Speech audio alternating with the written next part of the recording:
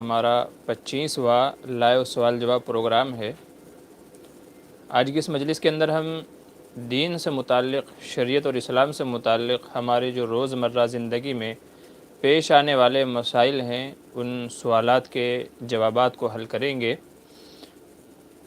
چونکہ قرآن کریم میں اللہ تبارک و تعالیٰ کا فرمان ہے فَاسْأَلُوا أَهْلَ الذِّكْرِ إِن كُنتُمْ لَا تَعْلَمُونَ کہ جو باتیں تم کو نہیں پتہ ہے تو اہل علم سے ان کو پوچھ لیا کرو، سوال کر لیا کرو۔ چونکہ وفوق کل ذی علم علیم قرآن کریم میں کہا گیا ہر ایک عالم سے بڑھ کر کے ایک عالم ہے، یعنی جاننے والا ہے۔ تو تمام باتوں کا پتہ ہو یہ ضروری نہیں ہے، اور آج کل جیسا کہ جہالت کا دور ہے، لوگوں کو جو ضروریات دین میں سے ہیں ان کا بھی پتہ نہیں ہے، تو ایسے میں بہت ضروری ہے کہ اپنا تعلق کسی اہل اللہ سے، علماء سے، ایسے ہی صلحاء سے اپنا رابطہ قائم کر لیا جائے اور ان کے ذریعے سے دینی رہنمائی حاصل کی جائے، اور اپنی ظاہری بھی اصلاح کی جائے اور روحانی اصلاح بھی اور قلبی تعلق بھی ان سے لگایا جائے اور اپنی اصلاح کی کوشش کی جائے، کیونکہ دین و دنیا دونوں کی کامیابی اسی کے اندر ہے۔ تو ہمارے دین سے متعلق، دین سے ریلیٹڈ جو بھی سوالات ہیں تو انہی کے حل کے لیے یہ ہمارا ہر اتوار کو بعد نماز مغرب سوال جواب کا یہ پروگرام ہوتا ہے۔ ماشاءاللہ آپ حضرات اس میں ساتھ دیتے ہیں، اور آپ کے ذریعے سے اور بہت سارے لوگوں کو فائدہ ہو جاتا ہے کہ آپ جو سوالات پوچھتے ہیں تو دوسرے حضرات بعد میں ان کو سن لیتے ہیں۔ امید ہے کہ یہ سلسلہ اسی طریقے سے چلتا رہے گا۔ اللہ تبارک و تعالیٰ اس کو نافع بنائے اور ہم سب کی آخرت میں نجات کا ذریعہ بنائے، آمین ثم آمین۔ شروع کرتے ہیں پروگرام کو۔ پہلا ایک سوال ہے بٹ کوئن کے تعلق سے، جو مختلفی مسئلہ بن گیا ہے، اور ایک ساتھی سے اس سلسلے میں تھوڑی سی گفت و شنید بھی ہو گئی ہے اور کچھ تلخ باتیں، کڑوی باتیں بھی ہو گئی ہیں۔ جبکہ مسئلہ اپنی جگہ درست تھا، کچھ غلط فہمی جو ہوئی تھی وہ یہ تھی، میں عرض کر دیتا ہوں۔ بٹ کوئن کے تعلق سے ابھی تک چونکہ اس کی کوئی واضح شکل ابھی تک مارکیٹ میں نہیں آئی ہے کہ یہ ہے کیا، کوئی ٹھوس میٹیریل اس کے تعلق سے نہیں ہے، تو اس لیے علماء نے اس کا حکم لگانے میں احتیاط برتی ہے کہ بٹ کوئن کو حلال کہا جائے یا حرام کہا جائے، چونکہ وہ صرف ایک ایسی کرنسی ہے کہ جس کو ہم دیکھ نہیں سکتے، پکڑ چھو نہیں سکتے، بلکہ وہ ایک نمبر ہے جو کمپیوٹر میں شو ہوتا ہے، اس کے ذریعے سے آپ کو معلوم ہوتا رہتا ہے کہ میرے اکاؤنٹ میں پیسے بڑھ رہے ہیں یا گھٹ رہے ہیں۔ تو اس لیے علماء نے اس پر حکم لگانے میں احتیاط سے کام لیا ہے، اور علماء کی رائے یہ ہے کہ جن ممالک نے اس کو کرنسی مانا ہے کہ ہمارے یہاں اس کے ذریعے سے آپ خرید و فروخت کر سکتے ہیں تو وہاں حلال ہے، اور جن ممالک نے اس کو کرنسی نہیں مانا ہے، کیونکہ ممالک کا جو دار و مدار ہوتا ہے، لین دین، خرید و فروخت ہوتی ہے، تو وہ اس کی کرنسی کی بنیاد پہ ہوتی ہے، تو جنہوں نے کرنسی مانا ان کے لیے حلال ہے، اس کو خرید و فروخت ہو سکتی ہے جو شرعی اصول و ضوابط ہیں، اور جنہوں نے اس کو کرنسی ایکسیپٹ نہیں کیا تو وہاں پر اس کو حلال نہیں کہا جائے گا۔ رہی گئی بات ہندوستان کی، تو پہلے جہاں تک میری معلومات تھی یہ تھا کہ گورنمنٹ نے، بلکہ ابھی بھی میں ایک آرٹیکل پڑھ رہا تھا تو اس میں سپریم کورٹ کے آرڈر دینے کے باوجود بھی ابھی تک گورنمنٹ نے کوئی ایسا رول اور کوئی ایسا لائحہ عمل پیش نہیں کیا کہ جس کے ذریعے سے بٹ کوئن کی اصلی شکل واضح ہو سکے۔ یعنی گورنمنٹ کے اعتبار سے نہ اس کو حلال کا اس کو اپروو ملا، اور نہ ہی اس پہ کیسے ٹیکس عائد ہوگا، کیسے نہیں ہوگا، اور اس کی حیثیت کیا ہوگی، اور کتنے میں اس کو خریدا جائے گا، بیچا جائے گا، تو ابھی تک بائی گورنمنٹ یہ نہیں اپروو کیا گیا ہے۔ میں جو آرٹیکل پڑھ رہا تھا اس کی بنیاد پہ کہہ رہا ہوں، ہو سکتا ہے کہ میری معلومات غلط ہو، ایسا ہو سکتا ہے۔ تو اب اسی پہ ایک ساتھی سے بحث ہو گئی کہ آپ کو اتنا بھی پتہ نہیں ہے، تو یہ تو آپ کہہ سکتے ہو کہ واقعی ہندوستان میں یہ ابھی تک اپروو ہوا ہے کہ نہیں ہوا ہے، تو میری معلومات کم ہو سکتی ہیں، یہ تو آپ کہہ سکتے ہیں، لیکن اس کا جو حکم ہم نے بیان کیا ہے وہ غلط نہیں ہے کہ کرنسی جن لوگوں نے اس کو مانا ہے تو ان کے یہاں حلال ہے، اور جنہوں نے کرنسی نہیں مانا ہے ان کے یہاں حلال نہیں ہوگا۔ تو یہ مسئلہ اپنی جگہ درست ہے، باقی یہ تحقیق آپ کر لیجئے، یہ آپ کے ذمہ ہے کہ ہندوستان میں اس کی ابھی ویلیو کیا ہے، اس کو اپروول ملا ہے کہ نہیں ملا ہے، یہ آپ تحقیق کر لیں، جب آپ کو تحقیق ہو جائے تو اس کے اعتبار سے اس کے اوپر حکم نافذ ہو جائے گا۔ جی، اسلام کی تعلیم ٹی وی، السلام علیکم۔ جی وعلیکم السلام ورحمۃ اللہ۔ ایم ڈی دلشاد نوری حضرت، السلام علیکم ورحمۃ اللہ وبرکاتہ، خیریت سے ہیں؟ جی ہاں الحمدللہ، اللہ کا احسان ہے۔ محتشم پاشا، السلام علیکم حضرت جی۔ جی وعلیکم السلام ورحمۃ اللہ وبرکاتہ۔ جی محمد شعیب، الاستاذ الدکتور کے کیا معنی ہے؟ جی یہ الاستاذ الدکتور، یہ سمجھ لیجئے ایک جسے ہم کہہ دیں گے رسپیکٹ والا جملہ ہے، جب ہم کسی کی عزت کرتے ہیں، کسی کو عزت دیتے ہیں، تو اس وقت الاستاذ الدکتور کہا جاتا ہے۔ یہ عربی کے اندر بولا جاتا ہے، جیسے ہم اردو میں بولیں گے حضرت الحاج، حافظ و قاری اور فلاں فلاں فلاں، جو بہت سارے القاب لگا دیتے ہیں، تو اسی میں سے الاستاذ الدکتور کے معنی، یعنی یہ علماء کے لیے استعمال ہوتا ہے عموماً۔ تو جب کوئی عالم اپنے کسی عالم کے لیے کوئی لفظ استعمال کرے، حضرت الحاج یا استاذ محترم، اس طریقے کا لفظ استعمال کرے، تو عربی میں الاستاذ الدکتور کہا جاتا ہے۔ عرفان عالم، السلام علیکم ورحمۃ اللہ وبرکاتہ۔ مفتی صاحب امید ہے خیریت سے ہوں گے، اللہ آپ کو ایسے ہی خوش رکھے۔ جی وعلیکم السلام، شکریہ، بہت بہت جزاک اللہ۔ اللہ تعالیٰ آپ سب حضرات کو بھی خیر و خوبی سے رکھے، عافیت سے رکھے، جان مال کی عزت آبرو کی حفاظت فرمائے، آمین۔ مہربان عالم، ہندو قبر پر مٹی ڈال سکتے ہیں یا نہیں؟ جی ہاں، ان کو ڈالنے کی اجازت دے دی جائے، ازراہ اخوت کہہ لیجیے یا بھائی چارگی کے لیے کہہ لیجیے، تو اگر وہ قبرستان میں آتے ہیں اور مٹی ڈالنا چاہیں تو ان کو ڈالنے کی اجازت دے دینی چاہیے۔ بہت سارے علماء کی موجودگی میں ہم نے ایسا ہوتے ہوئے دیکھا ہے، تو اس لیے جہاں تک بات فتاویٰ کی ہے تو فی الحال فتویٰ کوئی اس سلسلے میں میری نظر میں نہیں ہے۔ جو میں نے علماء کے سامنے ہوتے ہوئے جو چیز دیکھی ہے اس کی بنیاد پہ کہہ رہا ہوں کہ ان کو اجازت دے دینی چاہیے۔ کوئی ایسا مسئلہ نہیں ہے کہ بھئی اس کے آنے سے مردے کو عذاب ہو یا کوئی اور مسئلہ کھڑا ہو جائے، تو ایسا نہیں ہے۔ تو اس لیے میں نے کہا کہ اجازت دے دینی چاہیے، تاکہ اس کو بھی یہ لگے کہ ہاں مسلمان ہمیں اپنے اس میں غمی خوشی میں شریک کرتے ہیں، یا اسلام اتنا سخت نہیں ہے کہ بھئی ہم کو مٹی ڈالنے کی بھی اجازت نہ دی جائے، میرا دوست تھا، میرا جگری یار تھا، یہ تھا وہ تھا، تو تاکہ اس کی بھی خواہش کا احترام ہو جائے۔ جی دوسرا کیا ہے؟ کنال جادو، السلام علیکم۔ جی الحمدللہ، سوال یہ ہے کہ میری ہیلتھ ایشو ٹھیک نہیں ہو رہی ہے۔ جی وعلیکم السلام، آپ کا ہیلتھ کا کیا مسئلہ ہے وہ آپ بتا دیجیے گا، کیا مسئلہ ہے انشاءاللہ، بلکہ آپ بعد میں رابطہ کر لیجیے گا فون وغیرہ کے ذریعے سے، آپ کا جو بھی ہیلتھ ایشو ہوگا وہ آپ بتا دیجیے گا، تو اس کو سن کر کے پوری سچویشن کو سمجھ کے انشاءاللہ جو بھی آپ کے مناسب جو بھی چیزیں ہوں گی، اب وہ چاہے کوئی قرآنی آیت ہو، کوئی وظیفہ ہو، یا کوئی اور کسی ڈاکٹر وغیرہ کا مشورہ ہو، تو انشاءاللہ بعد میں آپ کو بتا دیں گے۔ جی فرحان شاہ، ماں باپ کے ایصال ثواب کے لیے نفل نماز پڑھ سکتے ہیں یا نہیں؟ جی نفلی نماز پڑھ کر کے اگر ان کو ایصال ثواب پہنچا دیا جائے تو اس کی بھی اجازت ہے۔ بہتر ہے کہ مالی صدقہ کیا جائے، صدقہ و خیرات مال کے ذریعے سے کیا جائے تو زیادہ بہتر ہے۔ حج عمرہ کیا جائے ان کی طرف سے، صدقہ خیرات کیا جائے، ان کے لیے دعا مغفرت کی جائے، اور اگر نوافل پڑھتے ہیں، قرآن کریم کی تلاوت کرتے ہیں تو اس کی بھی اجازت ہے۔ محمد علی اعزازی، السلام علیکم مفتی صاحب، خیریت سے ہیں؟ جی الحمدللہ۔ مفتی صاحب ایک مسئلہ ہے کہ میاں بیوی آپس میں صحبت کر رہے ہوں، صحبت کے دوران شوہر نے بیوی کا دودھ حلق سے نیچے اتر گیا، بھولے سے صورت میں نکاح باقی ہے یا نہیں؟ جی اگر کبھی ایسا ہو جائے، پستان منہ میں ہے اور غلطی سے جو بیوی کا دودھ ہے وہ حلق میں اتر جائے، تو اگرچہ دودھ پینا یہ حرام عمل کہلائے گا، مگر اس سے نکاح پہ فرق نہیں پڑے گا۔ بہت سارے لوگ یہ سمجھتے ہیں کہ اگر دودھ حلق میں اتر گیا تو بیوی نکاح سے نکل گئی، یاد رکھیں ایسا نہیں ہے، کیونکہ دودھ یہ عورت کا جزو ہے اور اس سے انتفاع بغیر عذر کے جائز نہیں ہے۔ اس لیے علماء فرماتے ہیں 2-2.5 سال بچے کی جو دودھ کی عمر ہے اس کے بعد اس کو پلانا جائز نہیں ہے۔ تو یہی حال مرد کا ہے، چونکہ مرد کو دودھ پینے کی ضرورت نہیں ہے، بلکہ وہ تو ایک لذت حاصل کرنا چاہ رہا ہے اس جگہ سے، تو لذت حاصل کرنے کی اجازت ہے۔ کبھی غلطی سے اگر ایسا ہو جائے تو اگرچہ اس کے اوپر گناہ ہوگا، لیکن بہرحال بیوی نکاح کے اندر باقی رہے گی، بیوی حرام نہیں ہوگی۔ اچھے سے اس کو سمجھ لیجئے، لوگ مغالطے میں رہتے ہیں۔ بلکہ اگر جان بوجھ کر کے بھی کوئی پی لیتا ہے تو بھی یہی کہا جائے گا کہ اس نے جان بوجھ کر کے گناہ کیا، اس نے غلط عمل کیا، لیکن پھر بھی بیوی نکاح سے نہیں نکلے گی۔ تو جان کر کے پیے یا انجانے سے ہو گئے، دونوں صورتوں کا حکم یہی ہے کہ گناہ تو ملے گا، لیکن بیوی نکاح سے نہیں نکلے گی، نکاح کے اندر باقی رہے گی۔ اسلام کی تعلیم ٹی وی، جی دوستوں اس اسلام کی تعلیم ٹی وی کو سبسکرائب کریں، بہت اچھی اچھی باتیں سننے کو ملیں گی۔ جی بھائی دیکھ لیجئے گا، وہاں جا کر کے پسند آئے تو آپ سبسکرائب کر لیجئے گا۔ کیا ہے؟ جونیئر جمشید 07، جناب السلام علیکم ورحمۃ اللہ وبرکاتہ، حضرت قرض سے پریشان ہوں، نکلنا چاہتا ہوں پر اس میں پھنستا چلا جا رہا ہوں، کوئی رہبری فرمائیے۔ جی وعلیکم السلام ورحمۃ اللہ۔ قرض کی ایک دعا ہے جو نبی کریم صلی اللہ علیہ وسلم نے ایک صحابی کو تلقین فرمائی، اور یہ ارشاد فرمایا کہ اگر احد پہاڑ کے برابر بھی قرض ہوگا تو انشاءاللہ وہ بھی ادا ہو جائے گا۔ میری ایک ویڈیو ہے اس پر، اس کو دیکھ لیجئے گا، اس میں وہ دعا ہم نے بتائی ہے۔ اور ابھی کل ہی چونکہ وہ فیس بک وغیرہ پر 1 سال پرانی جو پوسٹ شیئر کرتے ہیں تو اس کو میموری میں دکھاتا رہتا ہے، تو ابھی کل ہی میں نے وہ اپنے جو واٹس ایپ وغیرہ جو فرینڈ ہیں تو ان کو میں نے شیئر کی ہے وہ دعا۔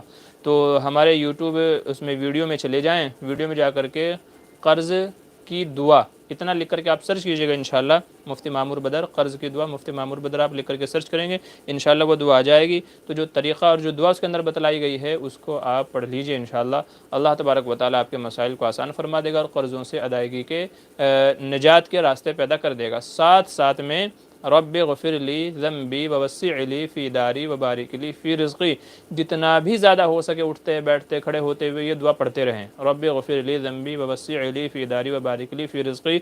लोगों ने अपना तजुर्बा ये बताया है कि जो भी माली मुश्किलात थी, माली हालात थी, परेशानियाँ थी, अल्लाह तबारक व तआला ने इस दुआ की बरकत से सबको ख़त्म फरमा दिया। तो इसको आप कर लीजिएगा। जी कुणाल भाई का सवाल है, मेरी सिस्टर है कल्याणी क्या हरीश चंद्रा जादव, वो एक मेडिकल स्टूडेंट है बट उसकी अचानक से सेहत ठीक नहीं है। ऐसा हुआ है कि मेरी सिस्टर अचानक से क्या चलना ही बंद हो गई है, बहुत परेशान है। जी देखिए इस तरह के मसाइल ज़ाहिर सी बात है कि यहाँ तो जो आप मुझे लिख के भेजेंगे मैं सिर्फ उसी का जवाब दे सकता हूँ। बाकी इस तरह के जो तिब्बी एतबार से, मेडिकल एतबार से जो भी इशू हैं तो वो आप बाद में फ़ोन पर रब्ता कीजिएगा, चूँकि मैं यहाँ आपसे पूरी सिचुएशन पूछ नहीं सकता, तमाम हालात पूछ नहीं सकता और आप बता भी नहीं सकते, चूँकि लिखने में बहुत वक्त चला जाता है। तो इसलिए आपसे अदबन गुजारिश है कि आप बाद में रब्ता कर लीजिएगा इंशाअल्लाह, जो भी इस सिलसिले में मुनासिब अमल होगा तो मैं आपको बता दूँगा उस ताल्लुक़ से। उम्मीद है कि शायद आपका काम हो जाए, ऊपर वाला आपकी मदद कर दे।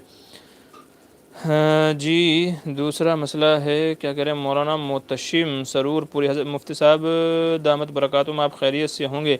जी अल्हम्दुलिल्लाह मोतशिम भाई खैरियत से हैं, अल्लाह का एहसान है, उसका करम है। आप बताइए कैसे हैं? जी अल्लाह आपको खैर आफियत से रखे, खैर खूबी के साथ में रखे। जी एमडी दिलशाद नूरज़त, फ़ातिहा कोई भी कर सकता है, छोटा आदमी या बड़ा आदमी? देखिए फ़ातिहा कोई भी कर सकता है, लेकिन आप फ़ातिहा से क्या मुराद ले रहे हैं वो उसके ऊपर डिपेंड करता है। चूँकि फ़ातिहा की बहुत जो आजकल हमारे दयार में चला हुआ है, खाना सामने रख करके फ़ातिहा पढ़ना, वहाँ पर मिठाई रखना, अगरबत्तियाँ जलाना, तो इस तरीक़े से उलमा मना फरमाते हैं। तो ये फ़ातिहा का ये तरीक़ा तो दुरुस्त नहीं है, बल्कि उलमा ये कहते हैं कि खाना खाते हुए बिस्मिल्लाह पढ़ ली जाए, इंशाअल्लाह उसी की बरकत से खाने के अंदर बरकत हो जाएगी। तो जो मुरव्वजा फ़ातिहा खाने का जो तरीक़ा है उसको अवॉइड करना चाहिए, उससे बचना चाहिए, क्योंकि उसमें अक़ायद की ख़राबी पाई जाती है। जी कुणाल भाई कह रहे हैं सिस्टर की हेल्थ लेके क्या वो ठीक हो पाएगी और ऐसा अचानक क्यों हुआ मेरी सिस्टर के साथ में? जी देखिए ये तो बाद में देखकर ही आपसे हालात मालूम करके ही पता चल सकता है कि क्यों ऐसा हुआ। अलबत्ता ये है कि सही हो पाएगी या नहीं होगी तो ये तो गारंटी तो कोई भी नहीं लेगा। हाँ ये है उम्मीद के ऊपर दुनिया कायम है, तो उम्मीद तो है बहरहाल हर चीज़ की, क्योंकि अल्लाह ताला फरमाते हैं कि अल्लाह ताला ने हर बीमारी की दवा पैदा की है। जब बीमारी और दवा आपस में मैच हो जाती हैं तो अल्लाह ताला के हुक्म से शिफा हो जाती है। तो इसलिए अच्छे अच्छे और जो है लोगों को शिफा हुई है और होती है, तो इसलिए मायूस ना हो, अल्लाह बहुत बड़ा है। जी शाहनवाज़ सका, क्या मुसलमान हिंदुओं के साथ शमशान घाट जा सकते हैं या नहीं? जी नहीं, उनको इजाज़त नहीं है, वहाँ तक के जाने की इजाज़त नहीं है, बल्कि बाद में जाकर के उनके घर पर उसकी ताज़ियत कर ली जाए कि भाई आपका जो आदमी था, हमारा दोस्त था, भाई था, जो भी कुछ था, हमें उसके जाने का अफसोस है, लेकिन वहाँ तक जाने की इजाज़त नहीं है। नदीम अख्तर, अस्सलाम वालेकुम, किसी ऐसी लुग़त का नाम बताएं जिससे दीनी कुतुब का मुताले में आसानी हो। आप कौन सी किताब का मुताला करना चाहते हैं, अरबी की या उर्दू की? अगर आप उर्दू की किताब का मुताला करना चाहते हैं और उसमें जो लुग़त या अल्फाज आते हैं, अगर आप उसके ताल्लुक़ से कहना चाहते हैं तो बहुत सारी लुग़तें हैं। मौलाना इस्माइल मेरठी की किताब है उर्दू की किताब, मौलाना इस्माइल मेरठी की है, 4-5 हिस्सों में है, तो आप उसको ले लीजिए। तो उसमें जो बहुत सारे मुश्किल अल्फाज हैं उनके माना वगैरह भी उसके अंदर दिए हुए हैं। इंशाअल्लाह वो बहुत ज़्यादा नाफ़े होगी उर्दू पढ़ने में, उर्दू के अल्फाज समझने में, और उर्दू के जो क्या कहते हैं जुमले हैं, मुश्किल हार्ड वाले जो जुमले हैं उनके हल करने में। रिजवाना कौसर का सवाल है, अगर कोई शख्स बग़ैर नीयत तलाक के अपनी बीवी को कहे कि मैंने तुम्हें छोड़ दिया है, तो क्या ऐसा कहने से तलाक हो जाएगी जबकि कोई लड़ाई बढ़ाई भी ना हो? पाकिस्तान से 15 साल पहले की बात है। 15 मुझे लग रहा है कि शायद इस सिलसिले में मेरी आपसे बातचीत हुई है। बहरहाल मैंने तुम्हें छोड़ दिया है, तो छोड़ने का मतलब क्या, उसने उसको पकड़ रखा था? अगर उसको पकड़ नहीं रखा था तो फिर छोड़ने का मतलब क्या हुआ? कहीं ना कहीं हाशिया ख्याल में कोई तो मुराद होगी उसकी, बिना किसी नीयत के तो आदमी बोलेगा नहीं मैंने तुम्हें छोड़ दिया है, क्योंकि अगर किसी को पकड़ रखा है तो ही बोलेंगे कि भाई मैंने तुम्हें छोड़ दिया, और जब पकड़ा ही नहीं तो छोड़ने का सवाल क्या? तो या तो ये है कि भाई उन्होंने बीवी को पकड़ा हुआ था फिर बोला छोड़ दिया, और या तो फिर छोड़ने से मुराद यही है कि वो बीवी को तलाक देना चाहता है, रखना नहीं चाहता, और अब झूठ बोल रहा है कि मेरी कोई नीयत नहीं थी। तो बहरहाल वो उसके ऊपर डिपेंड करता है कि उस वक्त उनकी नीयत क्या थी और उस वक्त جو ہے کیا سچویشن تھی اس کے اعتبار سے۔ بہرحال اپنا مسئلہ اپنے یہاں کے کسی عالم سے، مفتی سے مل کر کے حل کرا لیں، یہاں نہ پوچھیں تو زیادہ بہتر ہے۔ جی تو آپ کا سیل نمبر دے دیجیے گا۔ جی لکھ لیجئے، میرا سیل نمبر ہے کنال بھائی 8923896749۔ پھر سے بول رہا ہوں 8923896749، یہ ہمارا نمبر ہے، آپ فون کر لیجئے گا۔ جی السلام علیکم سلمان شیخ۔ جی وعلیکم السلام۔ کیا ہے؟ شاہ عالم شیخ، السلام علیکم، مفتی صاحب خیر سے؟ جی وعلیکم السلام، الحمدللہ، اللہ کا احسان ہے، اس کا کرم ہے، امید ہے کہ آپ تمام حضرات بھی خیریت سے ہوں گے۔ اللہ تبارک و تعالیٰ سب کو اپنی امن و امان میں رکھے، عافیت میں رکھے، سب کی صحت میں، عمر میں، جان میں، مال میں، آل اولاد میں برکتیں عطا فرمائے۔ جی تو چلیے اور آگے ہمارے کس بھائی کا کیا سوال ہے۔ اچھا دوسری بات یہ یاد رکھ لیجئے کہ آج کا جو لائیو پروگرام ہے وہ زیادہ لمبا نہیں ہو پائے گا، کیونکہ ایک تو مغرب کا وقت بہت زیادہ کم مطلب آگے بڑھتا جا رہا ہے۔ آج بھی سمجھیے کہ لائیو پروگرام شروع کرتے کرتے 7:20 ہو گئے تھے، اور عشاء جو ہے وہ 9 بجے ہے، تو تقریباً آدھا گھنٹہ پہلے ہم کو فارغ بھی ہونا ہے، کیونکہ دوسری ضروریات ہوتی ہیں، پھر مسجد تک جانا بھی ہوتا ہے۔ تو اس لیے آپ حضرات کے جو بھی سوالات ہیں تو وہ ذرا جلدی جلدی کر لیجئے۔ خیال رکھیے گا کہ 8:10 کے بعد میں کوئی صاحب سوال نہ کریں، 8:10 کے بعد میں کوئی صاحب سوال نہ کرے، اس کا خیال رکھیے گا۔ جی شاہ نواز کیا کہہ رہے ہیں؟ قبلہ ایپ ہے نماز کے وقت کے لیے، تو کیا وہ صحیح ہے؟ جی آپ یہ دیکھ لیجئے کہ اس کو ڈیولپ کس نے کیا ہے۔ بظاہر تو جو اس سلسلے میں بہت ساری ایپ ہیں، قبلہ رہنما بھی ہے، لیکن میں عام طور سے جو استعمال کرتا ہوں تو وہ ایک تو مولانا راہی حجازی کی جو ایک اپلیکیشن ہے کشکول اردو، تو کشکول اردو میں قبلہ نما دیا ہوا ہے، تو میں اس کو استعمال کرتا ہوں، چونکہ وہ ایک عالم بھی ہیں اور معتبر عالم دین ہیں، تو اس لیے مجھے ان کے اوپر زیادہ بھروسہ ہے بالمقابل ان ایپس کے کہ جن میں پتہ نہیں ہے کہ وہ کس نے ڈیولپ کی ہیں، تو اس لیے میں تو اس سے مدد لیتا ہوں جب بھی مجھے مدد لینی ہوتی ہے۔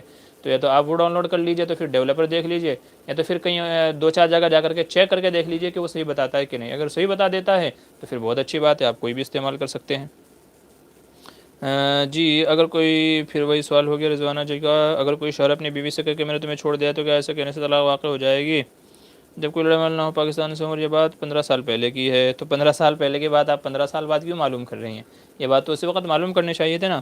بہرحال اپنا مسئلہ اپنے یہاں کے علماء سے آپ حل کروا لیجئے، یہاں مسئلہ حل کرنے میں مشکلیں بھی ہو سکتی ہیں، اور صحیح سے میں سچویشن کو سمجھ بھی نہیں پاؤں گا، کیونکہ دیکھیں مفتی کا کام ہوتا ہے آپ نے جتنا بولا اس کے اعتبار سے، تو کتنی مرتبہ ایسا ہوتا ہے کہ غلط بیانی سے لوگ مسئلہ معلوم کر لیتے ہیں، پھر کہتے پھرتے ہیں جی مسئلہ تو ہم نے وہاں سے پوچھا، ہم نے یہاں سے پوچھا۔ اب ایک بندہ ہے 4 دن سے مجھے فون کال کر رہا ہے کہ جی میں نے اپنی بیوی کو 3 طلاق دے دی تھی، ایسا مسئلہ تھا، اس نے پوری سچویشن بتائی، کہتا ہے کہ جو 2 جگہ سے حرام کا فتویٰ آیا اور 1 جگہ سے حلال کا فتویٰ آیا اور 1 جگہ سے فتویٰ آنا باقی ہے، تو میں اس کو کہا یار تو کیا پورے ہندوستان کے دارالفتاؤں سے فتویٰ لے گا؟ مجھے یہ لگ رہا ہے کہ تم اپنی من مرضی کا فتویٰ لینا چاہتے ہو، اسی لیے جگہ جگہ پوچھ رہے ہو، نہیں تو جب 2 جگہ سے حرام کا فتویٰ آ گیا تھا تو تمہیں تو آگے پوچھنے کی ضرورت ہی نہیں تھی۔ جب 2 جگہ سے حرام کا فتویٰ آ گیا تو مطلب یہ ہے کہ یا تو تم کو ان پر اعتماد نہیں ہے، یا تو پھر تم اپنی من مرضی کا مطابق فتویٰ لینا چاہتے ہو۔ تو لوگوں کا یہ ہو گیا ہے کہ جب تک ان کی مرضی کے مطابق فتویٰ نہ مل جائے، اس لیے کسی نے کہا ہے کہ لوگوں کو حق بات بھی وہ پسند ہے جو ان کے حق میں ہو، تو سب یہ چاہتے ہیں کہ شریعت میری مرضی کے مطابق چلے، یا جس میں میری سہولت ہو اس کے اعتبار سے مجھے فتویٰ اور مسئلہ مل جائے۔ تو اس لیے اپنی پوری سچویشن اپنے یہاں کے علماء کو بتا کر کے ان سے مسئلہ معلوم کیجیے گا۔ آپ کے یہاں اس طرح کے جب الفاظ بولے جاتے ہیں تو علماء اس سے کیا مراد لیتے ہیں، کیا وہ ہوتی ہے، وہی بہتر بتا پائیں گے، اتنی دور بیٹھا آدمی صحیح سے بتا نہیں پائے گا۔ مسئلہ یہ ہوگا کہ آپ الجھ جائیں گے کہ وہ کچھ کہہ رہے ہیں یہ کچھ کہہ رہے ہیں، تو اس کی وجہ یہی ہوتی ہے کہ جو جہاں کا رہنے والا ہوتا ہے اسے وہاں کی سچویشن کا پتہ ہوتا ہے، تو وہاں کے اعتبار سے جب وہ حکم بتائے گا تو صحیح حکم بتائے گا، بالمقابل دوسرے شخص کے کہ جس کو وہاں کے حالات کا پتہ نہیں ہے۔ جی سین اللہ میاں جی کیا کہہ رہا ہے؟ السلام علیکم۔ جی وعلیکم السلام ورحمۃ اللہ۔ ایم ڈی غفران پوچھ رہے ہیں اگر کوئی امام سورج شروع کی اور 3 آیت سے زیادہ پڑھی پھر بھول گئے، امام صاحب نے دوسری سورج شروع کی اور 3 آیت سے زیادہ پڑھی پھر بھول گئے، پھر تیسری شروع کی، تو کیا نماز ہو جائے گی؟ جی ہاں نماز ہو جائے گی۔ اگر چونکہ 3 آیتیں کم سے کم یہ واجبی اور فرضی مقدار ہے جس سے نماز ہو جاتی ہے، تو اگر اتنی قرات کر چکے تھے، اب بھول گئے، پھر دوسری سے شروع کر دی، پھر بھول گئے، پھر تیسری جگہ سے شروع کر دی، تو اس سے نماز میں کوئی فرق نہیں پڑے گا، آپ کی نماز ہو جائے گی۔ مولانا محتشم السلام علیکم ورحمۃ اللہ وبرکاتہ، میں محمد معتصم سرور پوری ضلع سہارنپور یو پی، مفتی صاحب سے معلوم کرنا ہے کہ بغیر وضو کے اذان دے سکتے ہیں کیا؟ ایسا کرنا گناہ تو نہیں ہے؟ جی محتشم بھائی مجھے معلوم پڑ رہا ہے کہ شاید آپ ہمارے ساتھی ہیں، شاید ریڈی تاج پورہ میں میں نے اور آپ نے شاید ساتھ میں پڑھا ہے، اگر آپ وہی ہیں تو سرور پور سے مولانا معتصم تو وہی تھے جو ہمارے ساتھ میں پڑھتے تھے. بڑی اچھی بات اگر آپ وہی ہیں, خوش آمدید. جی اچھا, رہ گیا آپ کے مسئلے کا جواب کہ بغیر وضو کے اذان دے سکتے ہیں یا نہیں. جی ہاں, بغیر وضو کے اذان دی جا سکتی ہے, چونکہ اذان دینے کے لیے وضو شرط نہیں ہے. اذان دینے کے لیے وضو شرط نہیں ہے, البتہ بغیر وضو کے اذان نہیں دینی چاہیے. بہتر یہی ہے کہ پہلے وضو کر لے, البتہ گناہ بھی نہیں ملے گا. گناہ بھی نہیں ملے گا, چونکہ گناہ جب ملتا ہے جب کہ بغیر یہ وضو جو ہے وہ اذان کے لیے شرط ہوتی. تو چونکہ شرط نہیں ہے تو اس لیے زیادہ سے زیادہ آپ یہ کہتے ہیں کہ یہ مناسب نہیں ہے, یا زیادہ سے زیادہ بے ادبی کہہ سکتے ہیں, آپ کہہ سکتے ہیں وہ بھی. نہیں تو جب شرط ہی نہیں ہے تو پھر اگر آپ بغیر وضو کے بھی اذان دے دیں گے تو اذان ہو جائے گی, اذان میں کوئی کراہت نہیں ہوگی, تو بعد میں نماز پڑھنا وغیرہ سب صحیح ہو جائے گا. جی اگلا سوال ہے شیلیہ عائشہ کا, پیشاب کے ساتھ خون کے قطرے نظر آئیں اور 3-4 دن کے بعد حیض کا خون شروع ہوا تو کیا پہلے 3 دن کی نماز قضا کرنی پڑے گی؟ جی نہیں, ایسا نہیں ہے. پیشاب کے ساتھ جو خون کے قطرے نظر آئے ہیں تو جب تک کہ مسلسل خون کا وہ نہ شروع ہو جائے, پہلے تو یہ ہے کہ آپ یہ دیکھ لیجئے کہ جو 3-4 قطرے آئے ہیں, کیونکہ یہ عموماً اس طریقے سے جو آتا ہے تو وہ بیماری کی وجہ سے آتا ہے, کمزوری کی وجہ سے آتا ہے, کوئی وزنی کام کیا ہے, وزنی چیز ہوئی ہے تو اس کی وجہ سے بھی اچھے صحت مند لوگوں کو بھی ہو جاتا ہے, تو اس لیے اس سے کوئی فرق نہیں پڑے گا. دوسری بات یہ ہے کہ آپ یہ اندازہ لگا لیں کہ جو 3-4 قطرے آئے ہیں تو یہ 15 دن پاکی رہنے کے بعد آئے ہیں یا بیچ میں ہی آ گئے ہیں. اگر 15 دن پاکی رہی ہے پھر اس کے بعد آیا ہے تو ہم کہہ سکتے ہیں کہ شاید یہ, اگر اس سے پہلے آ چکا ہے تو ظاہر سی بات ہے ہر عورت کو اپنے حیض کے یا معلوم ہوتے ہیں کہ اس کی عادت کیا ہے, کون سی تاریخ سے کون سی تاریخ میں آتے ہیں. ایک آدھ دن کا آگے پیچھے ہو جاتا ہے تو کوئی بات نہیں ہے, کہ عموماً عورتوں کی عادتیں متعین ہوتی ہیں.